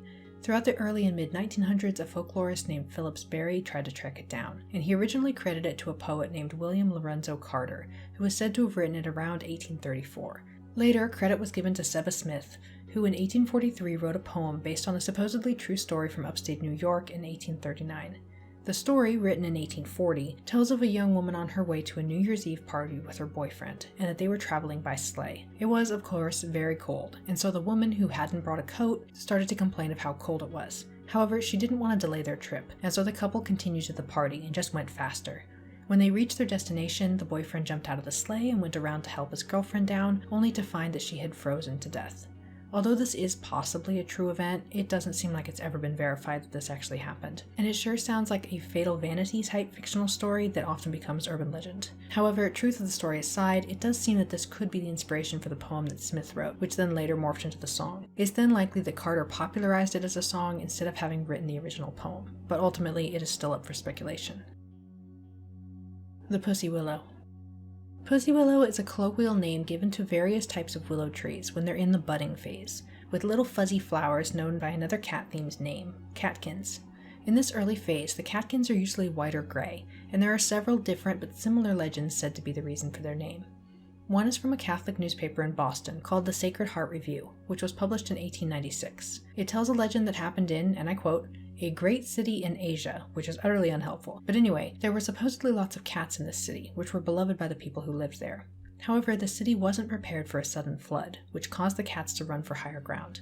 The oldest of the cats knew where to hide, reaching the upper branches and staying safe from the water, but the kittens had to make do with low-hanging branches of willow trees. They clung to the branches, curling up to sleep, and were soon covered by the rising mud and then water. They slept throughout the winter as the water receded, leaving just the mud-covered kittens, and as the sun came out the mud shells began to crack, revealing the fuzzy gray kittens that had taken shelter there. An alternate version of the story is said to be a Polish legend put into the form of a poem by Dot McGuinness, but I couldn't verify this origin at all, so I don't know how accurate this is. The poem, though, tells the story of a mother cat and her kittens who get too close to a riverside and the kittens fall in. The mother can't rescue them herself, so the willow trees nearby intervene, reaching their branches into the water and allowing the kittens to climb to safety.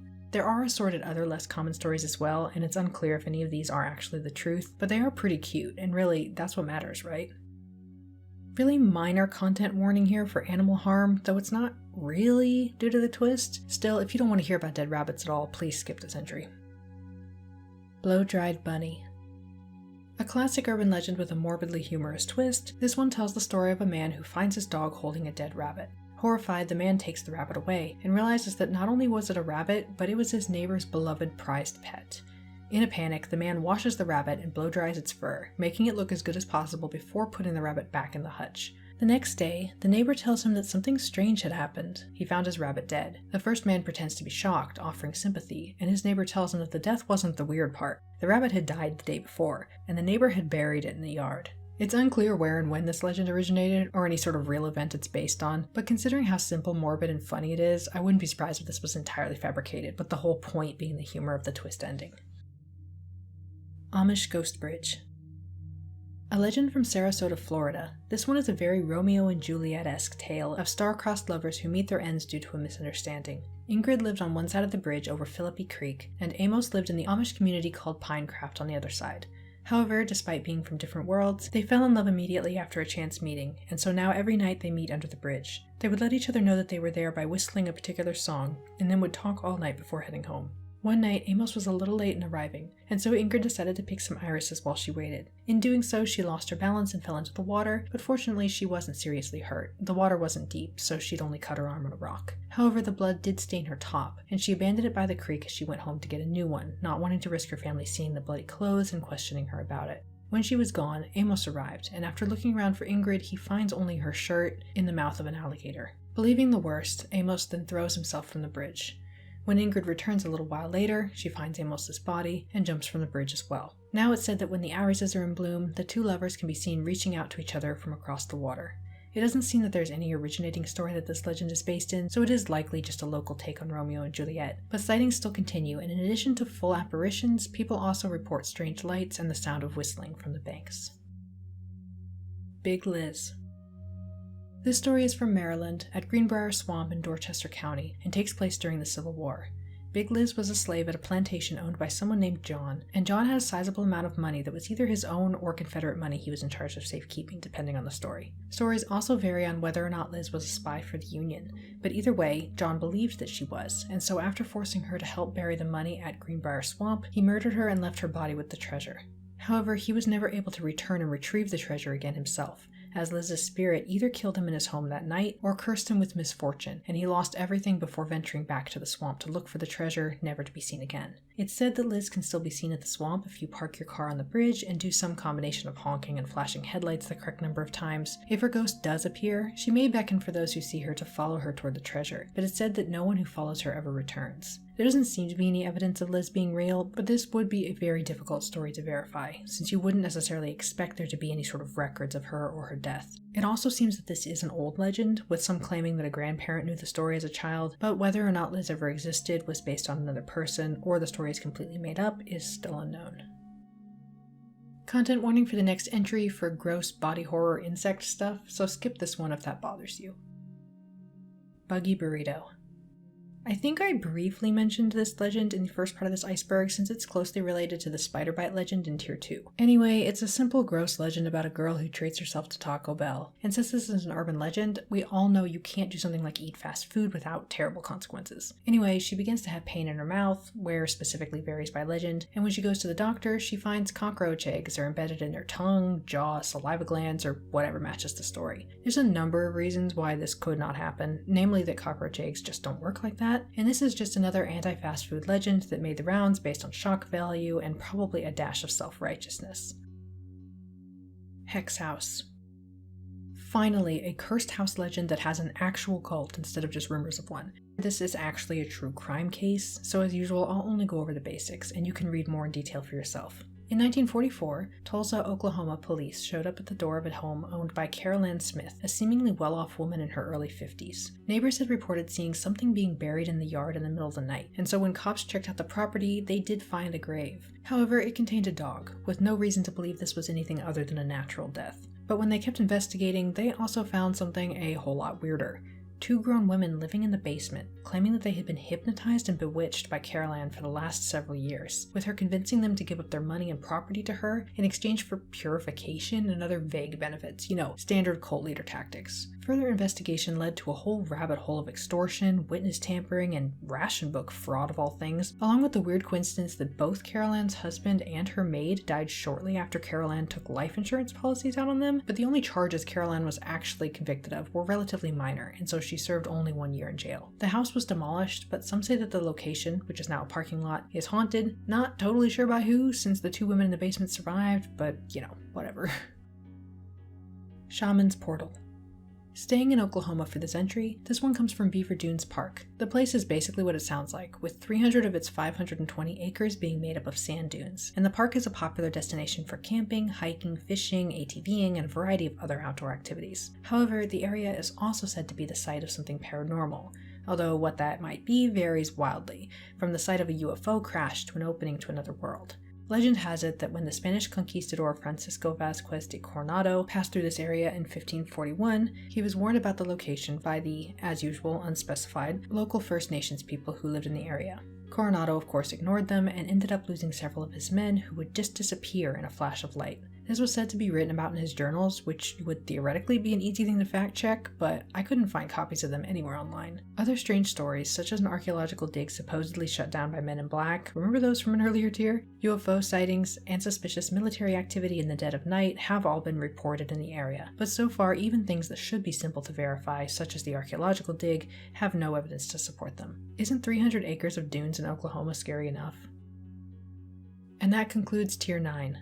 My score for this one was 7 out of 37, or about 19%, mostly because of the internet-based stuff and a few classic urban legends. Tier 10. Koldara. Located in Rajasthan, India, was a village founded at some time in the early 1200s, but has been abandoned since the early 1800s. Reasons for the desertion of the village vary from mundane and plausible, such as drought or earthquakes, to more unlikely but possible, taxes were raised so high that villagers moved elsewhere, to the reason that this entry is on the iceberg, which is that the location is cursed. The story goes that at some point in the early 1800s, the Prime Minister Salim Singh became obsessed with a girl from the village and demanded to marry her. However, she wasn't interested, and the villagers came together to defend her. They couldn't fight Singh or his guards, so instead they decided to abandon the village, and in some stories they made pacts with the leaders of over 80 other villages in the area to do the same thing in a massive protest. However, before leaving, the citizens of Koldara put a curse on the village, so that if they couldn't live there in peace, then no one ever could again. Nowadays, Koldara is a tourist destination, especially for paranormal investigators, and is a protected archaeological site, but is open to the public for visits. Mr. Chu. Samuel Chu was a Chief Justice in Delaware in the mid-1700s and who died in 1744. He was involved in a few controversies, but was not particularly disliked or liked. He was just a pretty average guy, and this legend is more about his activities in death rather than in life. It's said that in 1745, the townspeople of Dover began to see a strange sight, the ghostly figure of Chu, meditating underneath a poplar tree in the public square known as the Green. The first man to sight this reported his sighting to others, and they soon began to see the ghost as well. Although harmless, the apparition unsettled the townspeople, and so they decided to try to help the spirit move on in the best way they could think of, holding a full funeral for it. They dug a grave under the poplar tree that Chu's spirit lingered by, and held a ceremony and prayers in hopes that the spirit would be at peace. Legend goes that the ghost has never been seen since. Interestingly, this legend seems to be very old, as it can be found in the book Delaware, A Guide to the First State, which was first published in 1938, though there have been later revisions and I'm not entirely sure which edition the story about Chu comes from. The 2006 book Haunted Delaware, Ghosts and Strange Phenomenon of the First State cites Delaware, A Guide to the First State as a source for their own retelling of the Samuel Chu legend, but this version contains embellishments about how people would make fun of Chu's name and how he wanted revenge for that or something. Anyway, this is the common version most websites seem to retell, because the real historical account wasn't cool enough, I guess. Italian Bride. Giulia Petta was a young woman who tragically died during childbirth in 1921. Her burial records indicate she died of eclampsia, and her infant son Filippo was stillborn. She was buried in her wedding dress, Filippo in her arms, at Mount Carmel Cemetery in Chicago, as although Giulia had been born in Italy, she'd immigrated to the US and lived in Chicago, where she'd met and married her husband Matthew in 1920. It's rumored that Giulia's mother, Filomena Boccola, was not a huge fan of this marriage, and if that was true, then it likely only added to the difficulty of dealing with her daughter's death. But whatever the reason, Philomena began to have nightmares about Julia still being alive, and began a campaign to have her body exhumed. She wasn't successful until 6 years later, in 1927, and when Julia's body was exhumed, Philomena was shocked to see how little her body had changed. Although the baby Filippo had supposedly begun to decompose, Julia still looked exactly as she had in life. Upon reburying her, Philomena had an elaborate and very striking monument built that includes a sculpture of Julia in her wedding dress, a picture of her on her wedding day, and the photo from the exhumation. The legend around Julia is twofold. One is the question of how preserved her body is, the other is ghost sightings in the typical woman in white variety. Various explanations have been put forth for the first issue, such as that embalming chemicals and soil types in graveyards have different effects on the decomposition of a body, but there's no real consensus on this specific case, and some have taken Julia's condition as a sign of being incorruptible, a concept that has to do with Catholicism and sainthood. The ghost sightings are said to be of a young woman with dark hair, wearing white, who wanders the grounds, and in one case was keeping a lost boy company until his parents found him. If you're curious about this story and want to know more of an in-depth timeline of the family and events, as well as a whole lot of neat photos of the family, be sure to check out Adam Seltzer's articles and podcast, which I'll have linked in the description. Jacques Saint Germain. A supposed vampire from New Orleans, Louisiana, Jacques was said to have been born in France and ended up in New Orleans sometime in the early 1900s.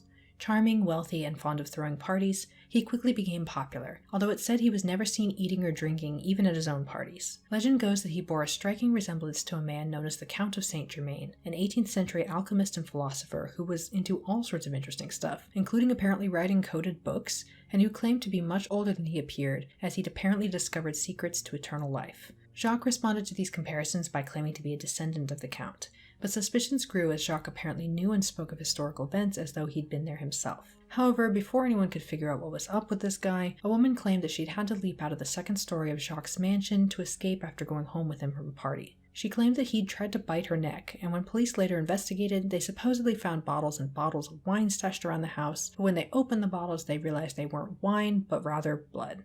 Jacques was nowhere to be found and never returned, though some claim to still see him.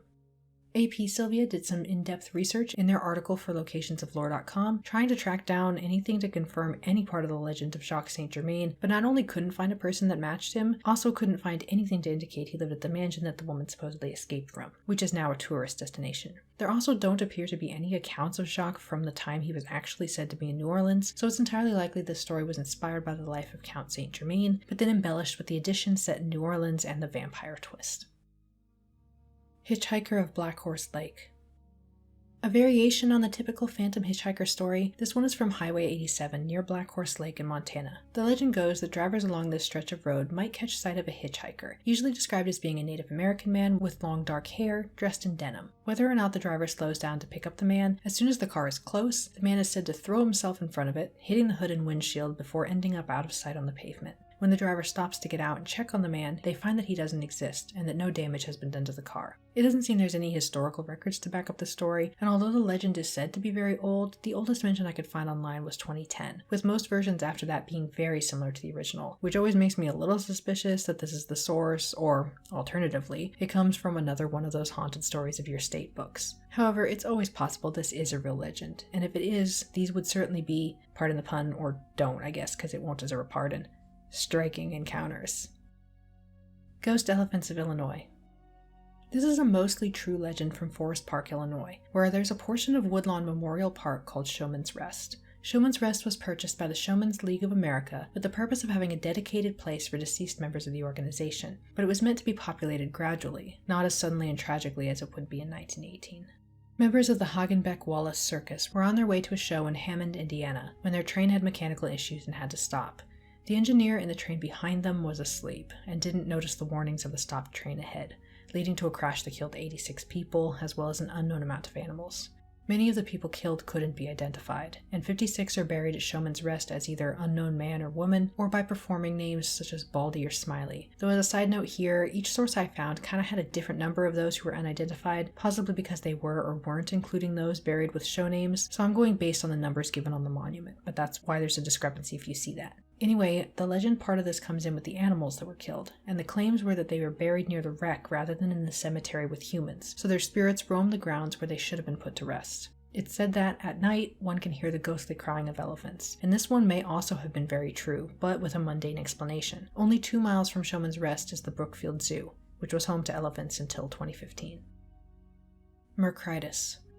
Mercritus is a hoax illness said to have appeared in Europe in 1412 and later somehow got to Mississippi in the 1950s, eventually resulting in a riot shown in this extremely not photoshopped image. Mercritus is supposedly contracted by eating a ton of lead paint, and if a man does this and doesn't die, he'll begin to emit an odor irresistible to women. But only pretty women, and this is a very important part of the legend, so important that there's even a pseudoscientific justification given for it.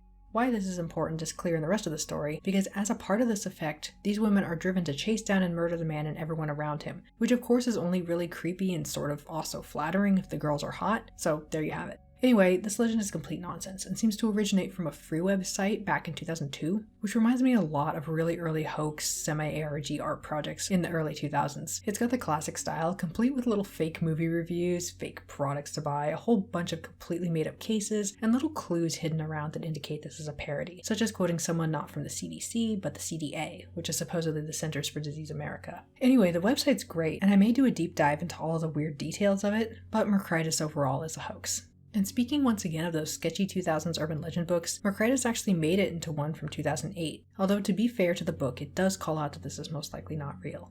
However, taking away from any points earned is the fact that it also includes what seems to be a brand new, completely made up source and quote, which then appears on some later websites on the topic, including one that's literally just the entire book section copy and pasted, and so the cycle continues. Radioactive hornets. A legend from 2013, this one claims that Asian giant hornets have made their way into the US and are... Wait, this sounds familiar. Didn't this just happen in 2019? Oh no, my mistake. The ones from this entry are mutated from the nuclear disaster that occurred in 2011 in Fukushima, not the boring normal Asian giant hornets that actually came over here. Anyway, supposedly in 2013, radioactive hornets 4 times their regular size were killing people in Nebraska of all places. Nebraska only, despite it being smack in the middle of the US. Huh. Unsurprisingly, this story originated on a parody site called nationalreport.net and spread around the internet when people took it for legitimate news. Imagine the shock 6 years later when those people who believed this story heard it was happening again. Skinned Tom. You know a legend's good when you Google it and your first result is the Villains Wiki. Good old Villains Wiki. Anyway, this legend comes from Tennessee and features a guy named Tom, who is popular with the ladies in his hometown. However, he's a little too popular in that he runs out of eligible girls to hook up with, and so he decides to move on to dating around in the next town over. There he meets a woman named Eleanor, and one night while they're parked at a lover's lane, they're suddenly ambushed by a man wielding a knife. But it isn't a stranger, it's Eleanor's husband, who Tom had no idea existed. Player got played. However, the husband wasn't taking that as an excuse, and stabbed Eleanor before skinning Tom alive. The husband then turned himself into police, who found Eleanor still alive and Tom's skin in a nearby tree, but the rest of Tom was gone. Legend has it that Tom still wanders the forest, attacking anyone who stops at Lover's Lane. This seems to just be a standard urban legend of the man-door hand-hook car door type, meant to scare teenagers away from sneaking off to Lover's Lanes. However, if you for some reason want Skinned Tom in your D&D game, Kobold Press already has done the work of turning him into a monster for you, so that's hilarious, honestly. Now I want Skinned Tom in my next D&D game. Vermont's deep frozen old folks. In northern Vermont, it's said that there's a strange but practical tradition that occurs in the dead of winter. When the days are dark and cold, and food and other supplies are limited, older and infirm members of the family who can't assist with chores and gathering resources are basically put into hibernation by being frozen in the snow, then thawed out in the spring no worse for the wear. Yeah, Vermonters invented working cryogenics, what of it? There is a lot of detail to this story, which you can read at vermonter.com, but it seems unsurprisingly like this was a fiction piece that was presented ambiguously and then taken as fact. The earliest known source for this is the Montpelier Argus and Patriot, where the story ran as A Strange Tale in 1887. Peter Moyse from New England Folklore cites the 2001 book Green Mountains, Dark Tales, by Joseph Citro as the source for more details on the story's origin. Citro apparently states that the original author of A Strange Tale was Alan Morse, and his daughter had the story published in the newspaper for his birthday. Although I couldn't verify this for myself, a similar and more detailed explanation is included in Paul Heller's investigation for the Times Argus, and it's pretty safe to say that the story itself is fiction, or else the field of cryogenics would be a lot more advanced than it is now, for better or worse. Mr. Rogers was a sniper. Fred Rogers is and was a beloved icon, best known for his children's show Mr. Rogers' Neighborhood. This show was a live-action educational program where Rogers would talk to children about educational and sometimes difficult topics, handling them in honest and yet sensitive ways. He was widely considered to be just as genuine and wholesome in his personal life as he was on the show, and that's probably why this particular legend has some staying power despite being fully debunked. It's just too interesting to imagine that such a kind, gentle man had actually secretly been a sniper with the Navy SEALs. It's generally believed that this rumor started from a misunderstanding, after a man named Fred Rogers registered fredrogers.com to promote his business. Turns out this Fred Rogers had indeed been in the Marines, and so people who visited the site were understandably confused, and the rumor spread from there. However, it has been thoroughly debunked. Underwater ghost towns of the Blue Ridge. The Blue Ridge Mountains spans 8 states in the eastern United States, stretching from Pennsylvania to Georgia, and along this mountain range lie many different lakes. And at the bottom of not just one, but many of these lakes are the remnants of towns. From what I can tell, all are the result of creating hydroelectric power plants, which required damming water sources and leading to the formation of the lakes. So although towns were uninhabited by the time they were flooded, rather than being sudden tragic events or anything like that, there was only so much that could feasibly be moved in the time given. And so in addition to expected features like buildings, many of these lakes contain rows and rows of gravestones. Lake Jocassee in particular, which was created in 1973, has particularly striking and nearly immaculate gravestones still easily readable by divers. Of course, since these lakes are now the final resting places of so many people, some believe the lakes are haunted by the spirits of those whose graves are now so isolated and forgotten. Satoru-kun. A ritual game from Japan, this legend seems to have originated in the early 2000s, which makes sense since it requires a relatively recent invention, the cell phone. Although cell phones have existed since the 70s, it was the mid-90s that they became more widely available, and not until the early 2000s that they began becoming ubiquitous. This legend relies on them as an integral part of the ritual, although interestingly, another important component, a payphone, is now almost extinct, making this legend basically a snapshot of a short period of time. Anyway, the idea is that Satoru is a boy who knows everything that has ever been and will ever be, and if you follow the rules correctly, you have a chance to ask him one question. To do this, you need to go to a payphone and call the number of your own cell phone. Say the correct words, which includes repeating Satoru's name several times, similar to the Bloody Mary type legends, and in the next 24 hours, Satoru will call you on your cell phone, but only if your cell phone is off. Satoru will tell you his location and hang up. He'll call again later, telling you his new location, which is closer, and this repeats until Satoru tells you he's standing right behind you. This is the opportunity to ask your question, but if you wait too long, or if you ask more than one question, or if you look at Satoru, he'll supposedly drag you to the underworld. No word, though, on what happens if you repeat the game again, and if you can get infinite questions answered this way. Like all ritual games, this one is hard to disprove without actually doing it yourself, but it is probably safe to say there's no truth to it. Epping Forest Suicide Pond. Epping Forest has existed in something similar to its current form since at least the 14th century, and so is considered an ancient woodland. It's located in England, stretching from Greater London into Essex, over 5,900 acres, and within the forest are over 100 bodies of water. One of these is the subject of this legend, though which pond it actually is varies. It's usually called the Suicide Pond or the Lost Pond, but sometimes this place is identified as Blackweir Pond specifically. The story goes that at some point about 300 years ago, a young couple was out walking by the pond when the girl's father intercepted them. Angry about the couple being together for whatever reason, he killed his daughter and, distraught, her boyfriend threw himself into the pond to join her in death. Sometimes this story goes a little further, claiming that after this the pond became cursed, killing any plants or animals that came too close, and luring people in to drown themselves. This seems to just be another Romeo and Juliet style tale of romantic tragedy with some additional spooky embellishment, but there have tragically been real cases of suicides in the waters of the forest, and there is some speculation that the legends may contribute to the choice to commit suicide there, much like the legends around Aokigahara in Japan. Vanishing Hotel Room. Vanishing Hotel Room was actually covered previously on this iceberg, all the way back in Tier 1. This is the same legend as the Vanishing Lady, about the mother and daughter who vacation in Paris, but after the daughter leaves the hotel to get medicine for her mother, she returns to find her mother and all trace of the hotel room mysteriously gone. Of course, this legend being on the last tier and the first tier simultaneously makes me wonder if I misidentified one of them, but as far as I can tell, they are indeed just two different names for the same story. So, moving on. Fandom Social Workers. This entry refers to a particular category of reported crimes involving people who claim to be social workers in order to be given access to children, usually under the guise of performing a welfare check. What's considered to be the main string of incidents occurred in the 90s, seemingly kicked off by the reports of Elizabeth Copeland in Sheffield, England, who called the police after a pair of social workers claimed they were there to take one of her children away. Elizabeth's threat to call police scared them off, and they were never identified. And although many other similar reports came in over the next several years, by 1994 there were still no arrests made in any of them. This string of incidents is generally considered to have been mostly illegitimate, whether purposefully false reports, misidentifications, vigilantism, etc. However, reports of phantom social workers have been made at least as recently as 2018, when a pair of fake social workers were reported in Carabar, Australia, after visiting a home with the claim of needing to check on the children. Additionally, there is real historic precedent for schemes like this. I thought the general idea sounded familiar when researching, and realized that the YouTuber Gabulosis, whose channel is devoted to very respectful and well-done coverage of true crime cold cases, had covered the story of Mary Agnes Maroney, a little girl abducted in 1930 when a woman claiming to work for a social worker disappeared with Mary after taking her on a shopping trip. There are also cases of legitimate social workers overzealously removing children from their homes without a good reason, as well as the 1980s case of doctors Marietta Higgs and Jeffrey Wyatt, who claimed to have developed a highly controversial method of diagnosing abuse in children.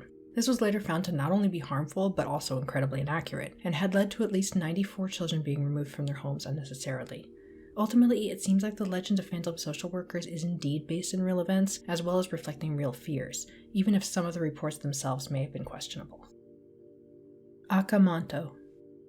Another evil spirit haunting bathrooms, this one is from Japan and shares some similarities with the Kuchisake Onna in that it will ask a question and then kill you if you give it the wrong answer. In this legend, Akamanto will appear very rudely to someone in a public bathroom, asking them to choose a red object or a blue object, though what that object actually is varies. According to the story, neither choice is correct, and you have to take the third option of either running away or just ignoring the guy until he dejectedly disappears, which is way funnier.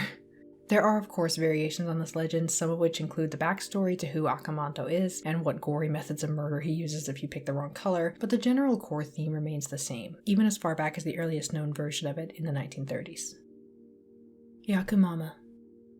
The Yakumama is a legendary creature said to roam the waters of the Amazon River, appearing as a massive snake, by some accounts up to 60 meters or nearly 200 feet long. Yakumama protects the waters and all the creatures in it, which are believed to be her children, as her name means Mother of Water. To avoid her wrath, a conch shell must be blown before entering the water. This is a case of a cryptid that may have been based on a real but extinct creature, the Titanoboa, which went extinct in the relatively recent past of about 55 to 60 million years ago. This creature lived in the same areas as the Yakumama is said to inhabit, with its first official discovery being in 2002, although it took a while longer before they were recognized as a new species of snake. It's very likely that the native people of this area had encountered fossils of Titanoboa long before this, especially as the fossils of 3 Titanoboa skulls were later discovered in 2011, indicating fossilized remains of these snakes are, or at least were, pretty plentiful. If one archaeological expedition can find multiple skulls in a year, how many could have been found over the thousands of years that humans lived in the area?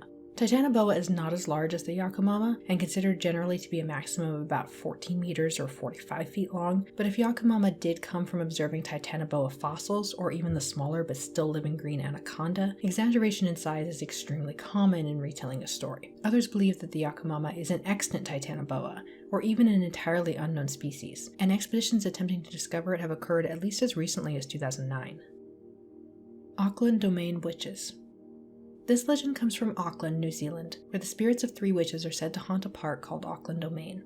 Supposedly, these 3 witches were executed on this land in the 1800s, and now they haunt the grounds, causing the trees to shake at night while hisses and shrieks echo ominously from the darkness. It's even said that the sculpture near the center of Auckland Domain, which depicts 3 figures, was built to commemorate the witches. However, like most witch-related legends, this seems to have no truth to it, with at least, so far, no evidence that 3 accused witches were killed in the area in the 1800s, and the unnamed sculpture supposedly representing them was actually created by W.H. Wright in 1955 to depict the values of strength, wisdom, and fertility. Goldbrook Covered Bridge. In a very similar legend to one we covered last year, and I'm pretty sure at least one more before that, this story is set on a covered bridge built in 1844 in Stowe, Vermont. Like many other covered bridges of the time, it's made of wood and has only one lane, and it crosses a creek called Goldbrook. If you guess that this legend might have something to do with young love and someone dying at this bridge, you would be correct. The story goes that in the mid-1800s, a young couple were forbidden to be together due to being from very different social classes. However, the couple decided to run away together and marry anyway, planning to meet at the bridge at midnight. However, only the girl, Emily, showed up, and after realizing she'd been abandoned, she either hung herself or jumped from the bridge, depending on the version. It's said that she still haunts the bridge to this day, leading it to be known as Emily's Bridge. In addition to the typical weird noise, apparitions, lights, and temperature changes, she leaves scratches on the sides of cars that pass through the bridge. According to those who have looked into this subject in depth, such as the Vermont Historical Society and William Alexander of the Vermonter, there's no evidence anyone died in the way described in the legend, and the story as it's known today seems to have sprung up in the 1970s. Pygmalion. Pygmalion is not really an urban legend in the usual sense. He's a feature of Greek mythology and folklore, a topic that I only know the basics of, and I am very aware that people take super seriously. So I'm only going to briefly cover this, because otherwise I'll get something wrong and never hear the end of it. Pygmalion was said to be a sculptor, and while working on his latest piece, a woman carved of ivory, Pygmalion fell in love with it.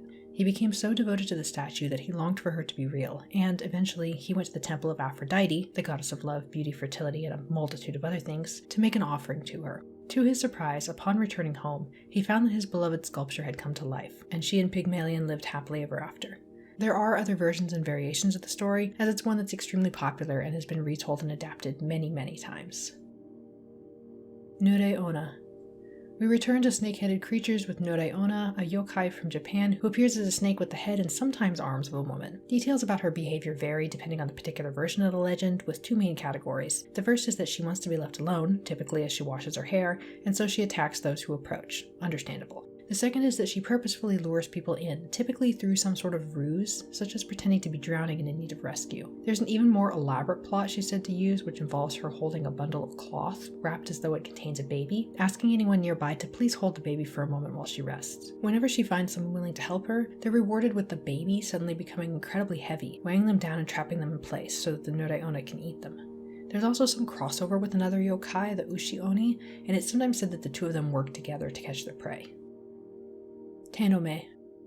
Another yokai, Tenome appears to be a normal man, aside from that he's missing his eyes, at least as far as them being in their normal place. Instead, he has eyes on the palms of his hands, like that one Mario 64 monster. There are two typical stories about Tenome, with the first being called Bakemono Nihone wo Nukarashi Hito no Koto from a 1677 collection of folktales. In this version, a man is visiting a graveyard in Kyoto when he catches sight of something terrifying. Running to a temple nearby, he asks a monk for help and is told that he can hide in a large chest. However, this doesn't trick the creature pursuing the man. The Tenome enters the temple, ignores the priest, and goes straight to the chest. After a while it leaves, and when the monk checks the chest, he finds that all that's left of the man hiding inside is his skin. The other version of the story is less gruesome, included in the 1985 book Iwate no Yokai Monogatari.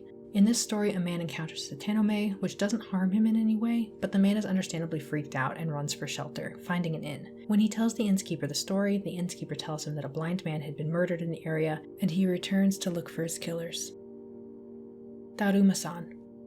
Returning to ritual games but staying in Japan, Daruma-san, or the bath game, is, well, probably the most strangely pointless ritual game I've seen so far, since there is no reward for it.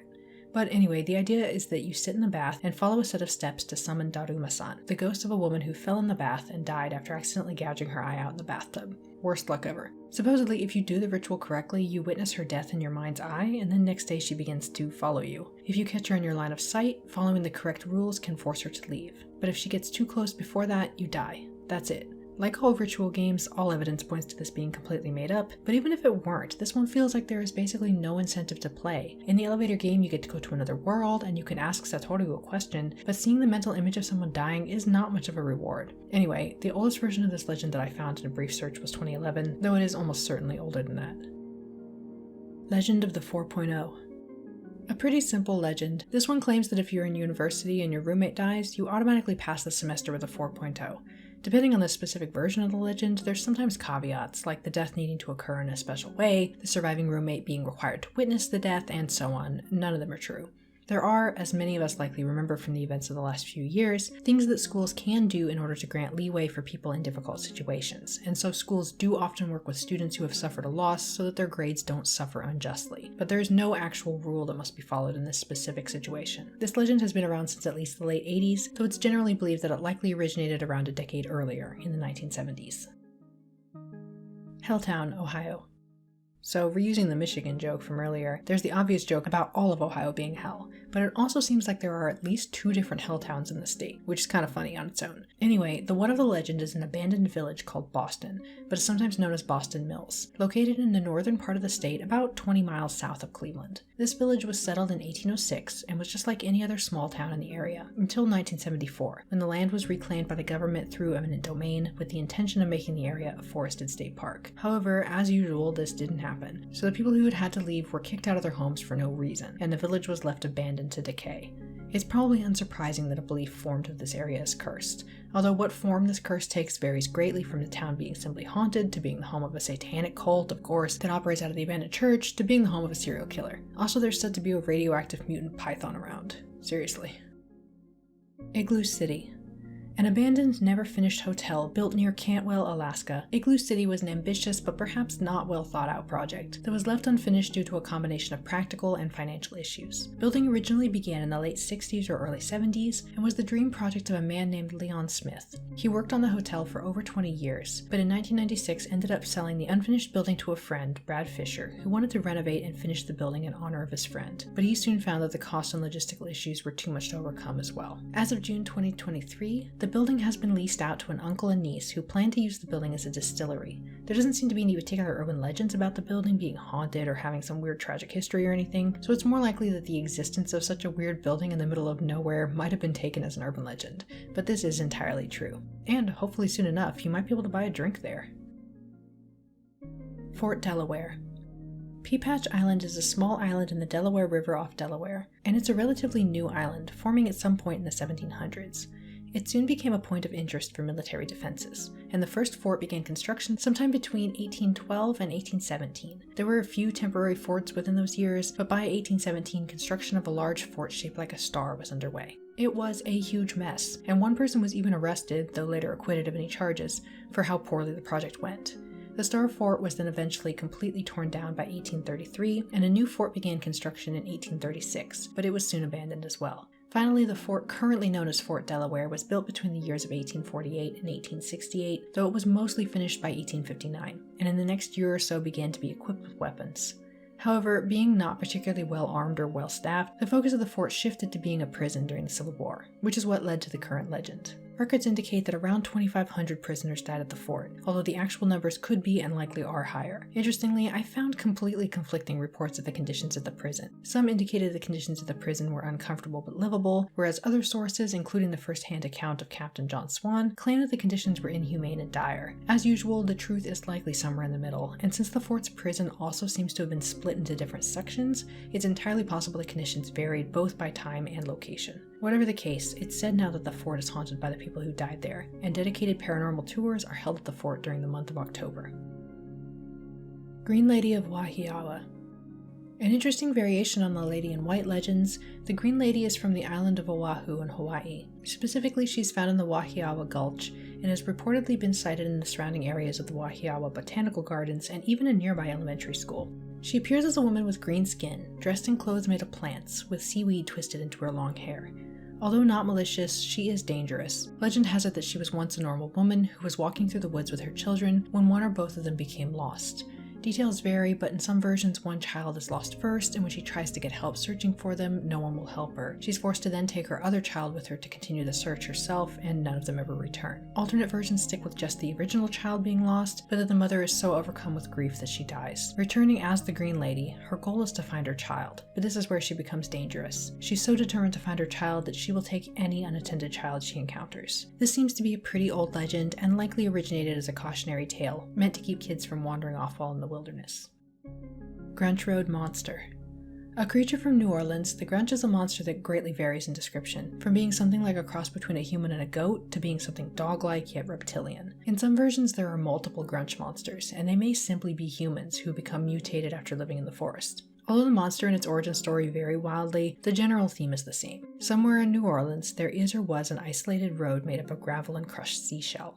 If someone were to walk down this road, or stop their car there, they're at risk of being attacked by whatever lives in the forest. Sometimes this is a simple ambush, other times it's a purposeful lure, as the Grunch might attack but not kill someone, allowing the victim to try to flag down help. When someone then stops to assist, the Grunch has twice the meal it had originally. The first sightings of this creature supposedly occurred in the 1800s, and since then Grunch Road has been lost to time. There are a few modern roads and locations believed to have originally been Grunch Road, such as the modern Gannon Road, but it's still unclear which, if any, is actually the road of legend.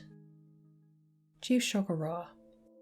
Mount Shokoroa is a mountain in New Hampshire, and a central focus of this particular legend. The story goes that in the 1700s, Chief Shokoroa, a First Nations man sometimes said to be a member of the Pequot people, is living with his young son a few miles from the mountain. He befriends a settler named Cornelius Campbell and his family, and the two families get along well, eventually becoming close enough that Shokoroa feels confident leaving his son with the Campbells when he needs to make a trip. Tragically, while Shokoroa is gone, the son has an accident, drinking poison meant for nuisance animals. When Shokoroa returns to find his son dead, he suspects the Campbells of purposefully poisoning him, and so one night he kills Cornelius' wife and children in revenge. Cornelius then attempts to take revenge on Shokoroa, and during the resulting chase, the two of them find themselves on top of the mountain. Shokoroa curses the settlers in a very theatrical and definitely real way, and then throws himself from the mountaintop and dies. At some point after this, the mountain is named after him, and the curse lingered over the town for many years. Historian Mary Ellen Lepionka has a very interesting article on why this legend is likely complete nonsense, which I'll link in the description. But in summary, there are a lot of things wrong with it. From a lack of evidence to such an event ever happening, the many variations on the story that have sprung up over time, the mountain's earliest recorded name and linguistic reasons why it might have changed, and so on. It's theorized now that the legend may have been created to explain what did, for a time, seem to be a real curse on the area.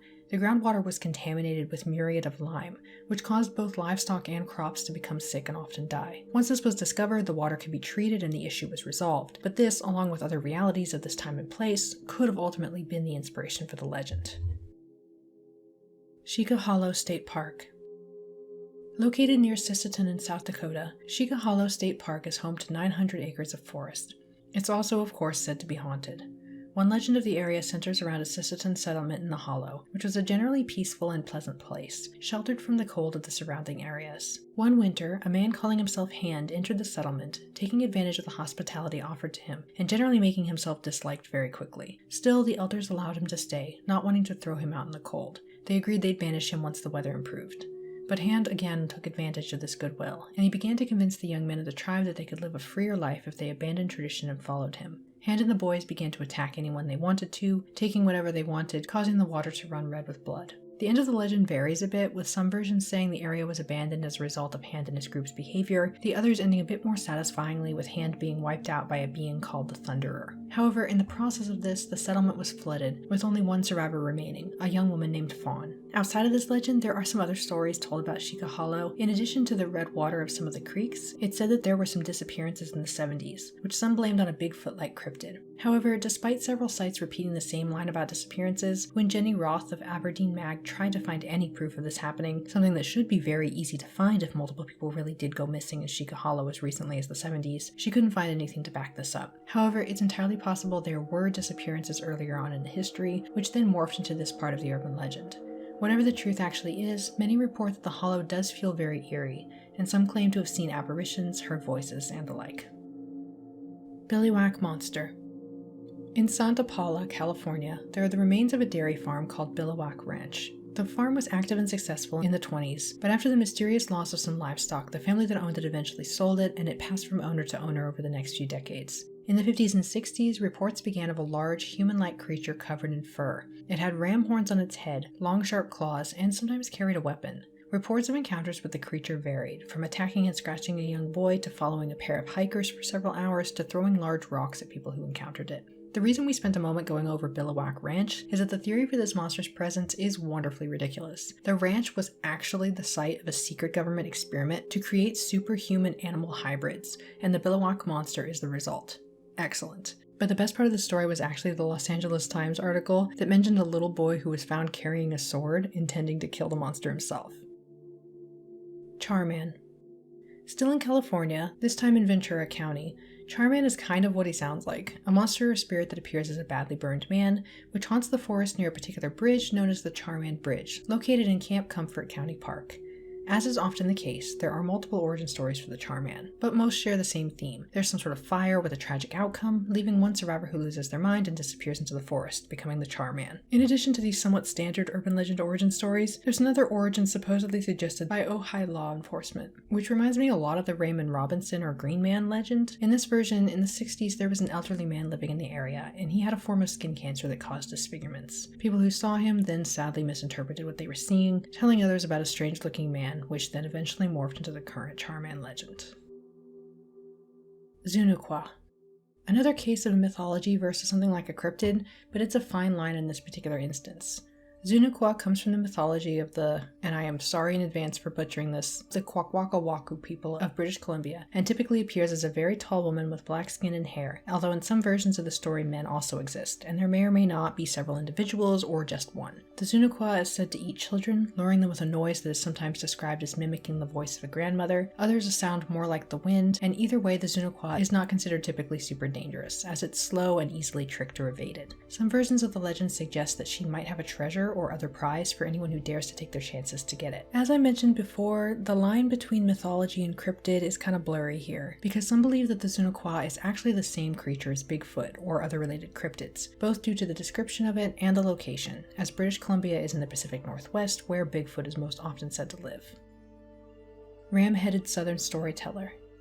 An entry that's very light on the urban legend side of things, however the central feature of it is very cool. Just like the Auckland Witches, this one involves a sculpture, and it's neat. Located in Birmingham, Alabama, the large fountain called the Storyteller opened in 1992 and depicts several animals gathered around a humanoid goat figure who is telling them all a tale. You can probably already tell where this is going, as a few people decided that both the humanoid goat and the arrangement of the animals, which is supposedly a pentagram, had to do with devil worship and Satanism. You know the drill. Thankfully, it doesn't seem this association took off, and it's more of an oddity now than anything seriously believed to be evil. And this is especially good because the actual story behind the fountain is sad. Malcolm McRae, owner of an art gallery called the Signature House, was murdered in 1983 at the age of 30, and this fountain was created as a memorial. Pigman Road Bridge.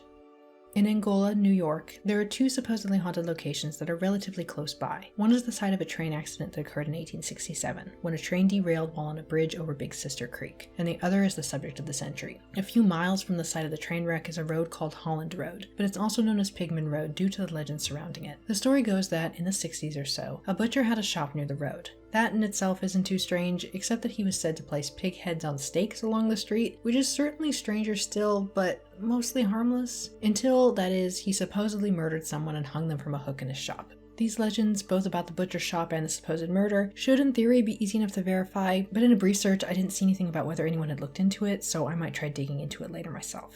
But anyway, the road is said to be haunted, sometimes specifically by the man murdered by the pigman himself, or by the pigs whose heads he left there. The train wreck is also said to be a source of ghost sightings in the general area.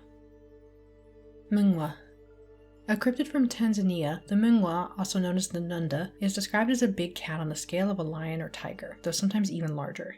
It's said to be gray, with black spots and stripes, and the color and pattern of the fur are both very important in reported sightings and in the theories. The Mungwa is said to be dangerous to both livestock and humans, with bodies of the latter sometimes being found clutching fists of unknown gray hair. Early reports of the creature come from a folk song, with one source I saw giving the year as 1150, and at the very least, legends about the creature were published in a book in 1870. The folk song tells the tale of a sultan who had a beautiful gray and black pet cat, which he loved and spoiled. As the cat grew, it began to eat other animals around the town, including chickens, goats, and a horse, before finally beginning to attack people. The people appealed to the Sultan, but he refused to kill his beloved cat until one day, while traveling with his sons, the Mungwa attacked and killed 3 of the Sultan's sons. Overcome with grief, the Sultan finally agreed that the Mungwa had to be hunted down, and so his youngest son soon did so, avenging his brothers and putting an end to the threat of the town. Mungwa sightings have mostly died out, with the last being in the 1930s, and fur said to be from the creature was tested in 1922 with an inconclusive result. Modern interpretations of the cryptid suggest it could be anything from a misidentification of another animal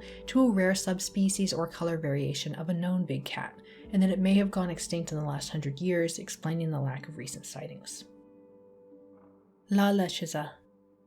A creature from northern Mexico and southern Texas, La Lechuza has a few different origin stories and variations, but she's generally considered to have once been a woman who now appears as an owl. One popular legend is that the woman who became La Lechuza was an outsider in her village, and so when misfortunes began to occur, she was declared a witch and either she or her children were killed. To take her revenge, she now returns. Although it varies whether or not the owl that she appears as is normal size or extremely large, it's often reported to have the face of a woman. The targets of her revenge also vary, with some stories claiming that she steals children just as she was accused of doing in life, or as a possible replacement for her own child. Others say she attacks drunken men wandering the streets at night. The origin of this story is difficult to track down, with some believing it may have been a result of Spanish colonization and Spanish beliefs that owls were associated with evil, and others suggesting that it's more of a boogeyman type story meant to keep children, and potentially drunken men, from going out late at night. Sightings of La Lechuza continue in the modern day, with occasional reports of sightings or even interactions with the being. Cattywampus in the woods.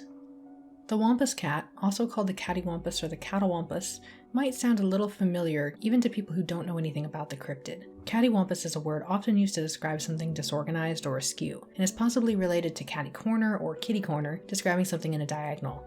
I go into this briefly because the wampus cat's name as cattywampus may have been influenced by this family of words, but it also may have been named after the unrelated catamount, which is another word for a mountain lion. However, it's more commonly known as the wampus cat, and sightings range from Arkansas to the Appalachians. Just like its many names, there are many different tales of the origin and even basic nature of the wampus cat, and many different legends and beliefs may have been combined or interchanged amongst each other, making it difficult to really pin down anything specific about the creature, legend, or origins.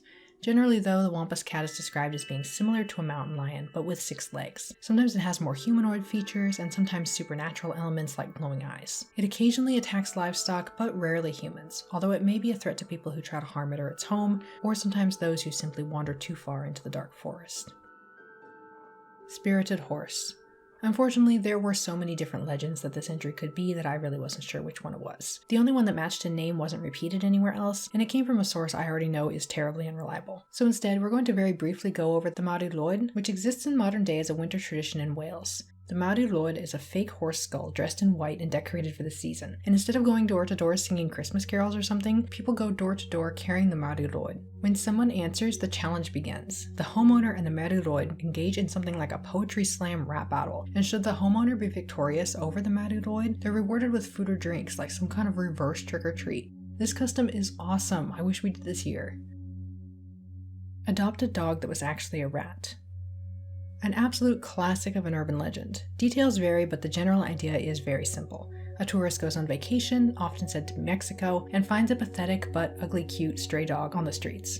Quickly falling in love with the creature and deciding they need to take it home, the tourist takes the dog back to their hotel and takes care of it throughout the vacation, then smuggles it out of the country on their way back home, usually to the US. Taking care of the dog goes well for a short time, but then something happens. In some versions, the new pet becomes sick, in others it attacks a different family pet, and so on, and this results in the dog being taken to the vet. Once there, the vet takes one look at this creature and shares the news. It is not a dog, it's a large rat. What kind of rat or similar creature it is, and what kind of dog it was believed to have been originally, vary depending on the country it comes from. Versions of the legend also exist with the dog being found in Egypt, Thailand, and many other tourist destinations. The inherent theme of xenophobia is probably really obvious here, and unsurprisingly this legend was most popular in the 80s and 90s, likely originating at some point in the early 80s, but potentially older. Interestingly, the subject of animals being mistaken for, or purposefully misrepresented as, other animals to be sold to unsuspecting buyers is a real occurrence. Usually it's something more subtle, like claiming one dog breed to be another, but cases of completely different species, such as a dog actually being a bear or fox cub, have been reported once in a while. However, these are usually within the same country or culture, rather than the focus on tourism like in the legend, and are generally just simple scams. Content warning for animal cruelty coming up for the next 3 entries. Similar to the warning earlier, none will be graphic, but the nature of the legends themselves, particularly the first one, might cause some unwanted mental images. Please skip these entries if that's something you're sensitive to. Hamster mishap. Another old classic, this one features a very unfortunate hamster, though occasionally it's another small animal. Anyway, the story goes that a handyman is working on installing a carpet in a large room. It takes hours and hours, so when he finishes and realizes there's a bump under the carpet, he's struck with the fear that he's going to have to redo the whole thing. However, upon patting down his pockets, he realizes his cigarettes are missing, and that this must be what the bump is, which is an easy fix. He hammers the bump flat, then leaves. Later, the family calls him to tell him he did a great job, but wondered if he might be able to help with something else. The family hamster had gone missing the day before, and they hoped that he might have seen it. This legend seems to have originated in the 60s, and is more of the shock story, twist ending kind of legend than one with any real message or theme, except perhaps not taking a shortcut during a job or other type of work. Doing something right is better than a quick fix, especially when that fix might end up with a hidden cost. Choking Doberman. Third in a line of these old school stories, as with others of this sort, this one's also very simple. A woman comes home to find her dog, usually a Doberman, but sometimes other larger intimidating breeds like a pit bull or a Rottweiler, in distress and rushes it to the vet. The dog lives, but the vet calls the woman, who had returned home to wait, to let her know they'd found the problem. The dog had been choking on severed human fingers, and she needed to get out of her house and call the police. She does, and the police find an intruder passed out in the back room of the house, missing several fingers. This legend is another of the unknowingly close to danger type, similar to Aren't You Glad You Didn't Turn on the Light and Humans Can Lick Too, with the intrigue being the near miss. This legend gained a lot of popularity in 1981, but is believed to be older, and no originating real event has been found so far. Bonsai kittens. Another classic, but this one is of the early internet, and I should start this entry with a clear statement that it is completely fake. It was a satire, parody site made by an MIT student, and it caused a bit of a stir in 2000. Part of this was from people believing it was real, but the other part was from people who opposed animal cruelty that might have gone into taking the original pictures used on the site. Anyway, the idea of bonsai kittens was that by putting kittens in jars, they would become square cats as they grew up. This is of course absolutely absurd and impossible, but the site was reported enough times that the FBI even briefly looked into it. Though they found no evidence of animal cruelty in the process of taking the photos, let alone any evidence the bonsai kittens themselves were a real thing. Subway stare. This legend might sound a little familiar because it combines elements of several other legends we've covered so far. In this legend, a woman is riding the subway, and depending on the version, there's either a group of 3 people already in their seats, or they enter at a stop. Either way, the woman realizes that one of the 3, another woman sitting between 2 men, is staring at her, and continues to stare at her for the rest of the ride. At some point in the ride, a man sits down next to the first woman, whispering to her to get off with him at the next stop. For some reason, she decides this is less creepy than the staring, and agrees. Once they step off the train, the man tells her why he'd asked her to follow him. The woman who had been staring was dead, and the men next to her were propping her up.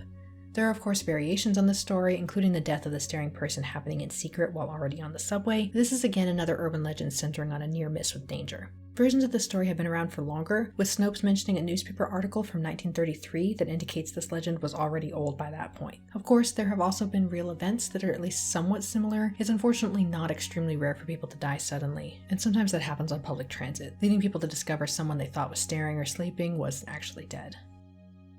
The merry-go-round. This entry refers to a set of related legends surrounding amusement park rides. One specific version centers on the merry-go-round, but that can be substituted with only minor changes from any other rides. The general idea is that a child is put on a ride, in this case a merry-go-round, but they soon begin to scream and cry, claiming that, in this version, the horse they're riding is biting them. The parents think the child is overreacting and let the ride finish, but they soon realize their mistake as, by the time the ride comes to a stop, the child is dead. As it turns out, the child had indeed been being bitten, but not by the horse. Instead, a snake had been hiding in the old, worn-out ride. What type of snake it is varies based on the location and version of the legend, as does what the reason is for finding a snake in the ride to begin with. Often the ride is old and damaged, but there also may be cheap imported equipment. The underlying themes then change appropriately, with xenophobia, the dangers of capitalism, and scummy business owners, as well as the always present theme of the consequences of not taking a child's complaints seriously become the general morals of this legend. It's unknown just how old the legend is, especially because of the many variations in related legends, such as the one I was familiar with as a kid, which centered around a snake being hidden in clothing that bites a child while shopping, but it was widely popular by at least the 90s. I did happen to stumble across a 1953 newspaper article about this legend because it had been very conveniently clipped by a newspapers.com user called Ibertash, and this story tells the merry-go-round version of the legend, with the setting being in Argentina and the snake being a yarara. However, it's unknown if this is a real event, a fictional article, or just another repetition of the same legend. Definitely going to be one I look into in the future. Spook light. Located near Hornet, Missouri, this phenomenon is basically what it sounds like. A spooky, mysterious light that hovers over a stretch of road and has been reportedly sighted since the 1800s. The lights are typically described to be warm in color, from cream to a most common orange, and are relatively large but not huge. A few different sources use the same description of between the size of a baseball and a basketball. The lights also tend to move, most often along the road itself, but sometimes rising up toward the treetops. Fortunately, unlike most other evidence of seemingly supernatural activity, the spook lights are not rare. In fact, they happen so often and so reliably that many people have seen them multiple times, and more importantly, they can be studied. Several common explanations, such as swamp gas, had been mostly ruled out, but what is now considered the most likely explanation, car headlights refracted through low-lying warm air, forming a particular type of mirage called a superior mirage, is supported by most recent and historical experiments. The only contradiction to the idea of car headlights is that reports are said to have originated in 1881, but Brian Dunning of Skeptoid.com went on a search for any evidence of this original publication and came up with nothing. The earliest publication he was able to find mentioning the lights was in 1926, and I definitely suggest checking out his article for more details on tracing the history, as well as the experiments done to try to confirm the headlights theory. Whatever the actual source of the spook lights, there are a few different urban legends associated with them as well, typically featuring ghosts as an explanation for the lights themselves. Third Eye Man. The University of South Carolina is home to several different urban legends, and the Third Eye Man is one of them. Supposedly, in 1949, 2 students noticed a man dressed in silver entering the sewer tunnels that ran under the campus. One of the students who worked at the school newspaper published a story about this encounter, but understandably, no one really cared. However, a much more dramatic story was said to happen a few months later, with a campus police officer encountering a man dressed in silver eating raw chickens. This would have been moderately strange for a college campus, but what actually makes this noteworthy is that the man is said to have a third eye in his forehead. Sightings continued through the next several decades, claiming that the tunnels were the home of this three-eyed man, and this has become part of the folklore of USC. Theoretically, this should be an easy one to verify, especially as one of the sources talking about this story helpfully gave the exact date for the first sighting, November 12, 1949, and said that it was published in the school newspaper immediately after. The school newspaper in question, the Gamecock, thankfully has its archives online, so I was able to find the first edition that would have occurred after these sightings, November 18, 1949. But what I wasn't able to find was the story about the man in silver. I looked through this paper multiple times, as well as the next issue from December 2nd, but I couldn't find anything about the story. It is completely possible I missed it, and I'm going to be embarrassed if I did, but I'm going to leave the link in the description for anyone who wants to look. Chupaku.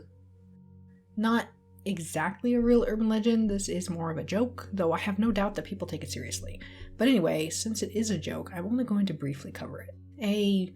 Let's say variation of the chupacabra, hailing from Brazil, except instead of sucking goats, this version sucks ass. Not because it's a ridiculous fake creature, though I guess that too, but also that's literally what it does.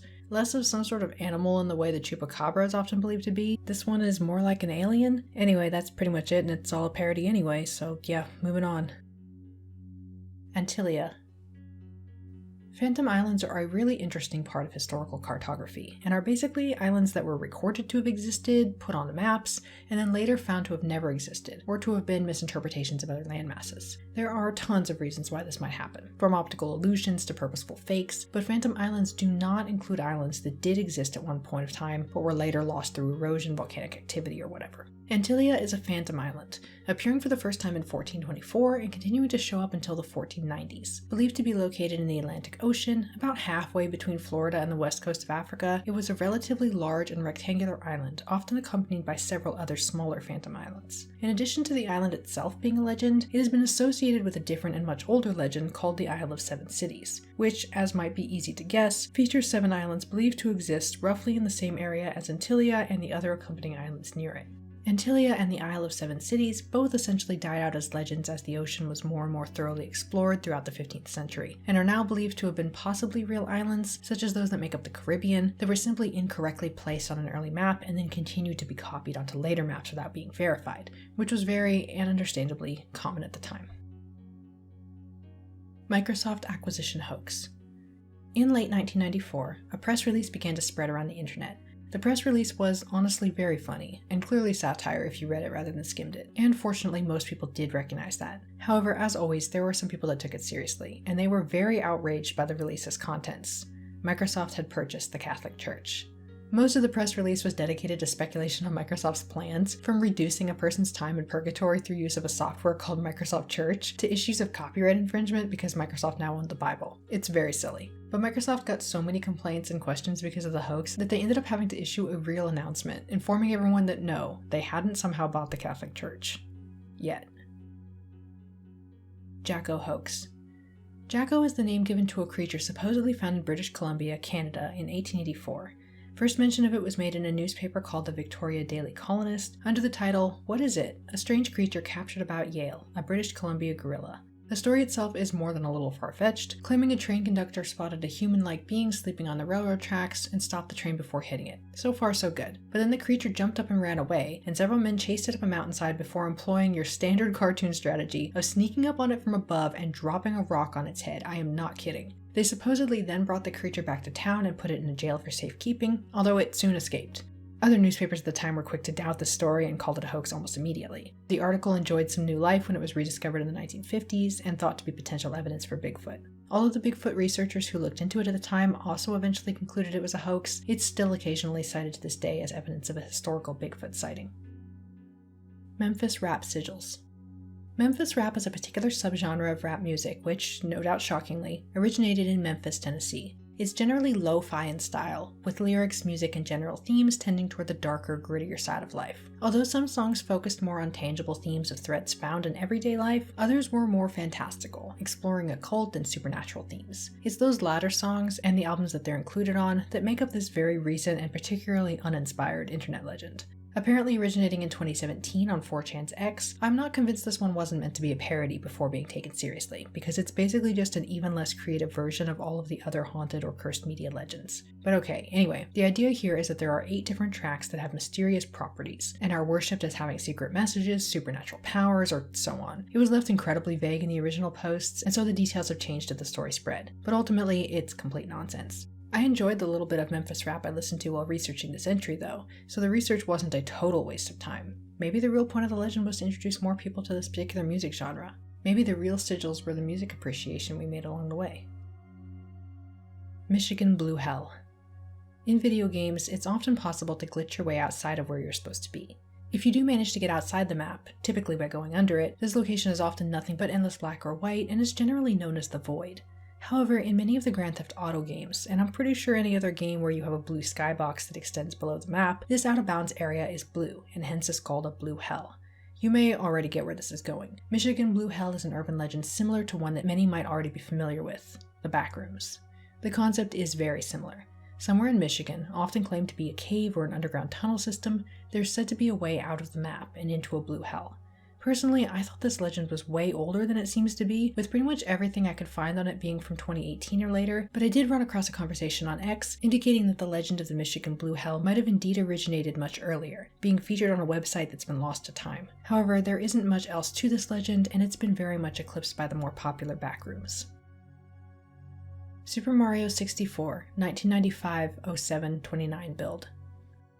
Ending this iceberg with a recent but widespread legend, following on the footsteps of every copy of Mario 64 is personalized, and drawing from a long history of haunted video game creepypastas and stories from Polybius to Petscop. The July 29, 1995 build of Mario 64 is a supposedly paranormal and potentially dangerous early build of the iconic 1996 game Super Mario 64. As expected for an early build, textures, layouts of levels, and general game mechanics are different from the final game, but what's unusual is that players who explore this build report serious side effects such as nightmares, hallucinations, feelings of distress, and sometimes medical issues such as seizures. The details of the legend are way too much to go into here, but although some people do take the existence of this build seriously, it's basically just an interactive collaborative fiction that different people build on as the story spreads and as the Super Mario 64 Conspiracies Wiki article is added to. One big tip-off for this, besides the obvious inspiration from other haunted game legends, is the fact that some of the evidence for this game comes from someone who claims their uncle works at Nintendo. For those unaware of why this is a red flag, my uncle works for Nintendo is an ancient meme used as a joke to indicate that whatever being said is complete nonsense, coming from how people who are trying to win an argument or gain clout may make up some sort of fake insider source that they can cite in order to seem like an authority on whatever they're arguing about.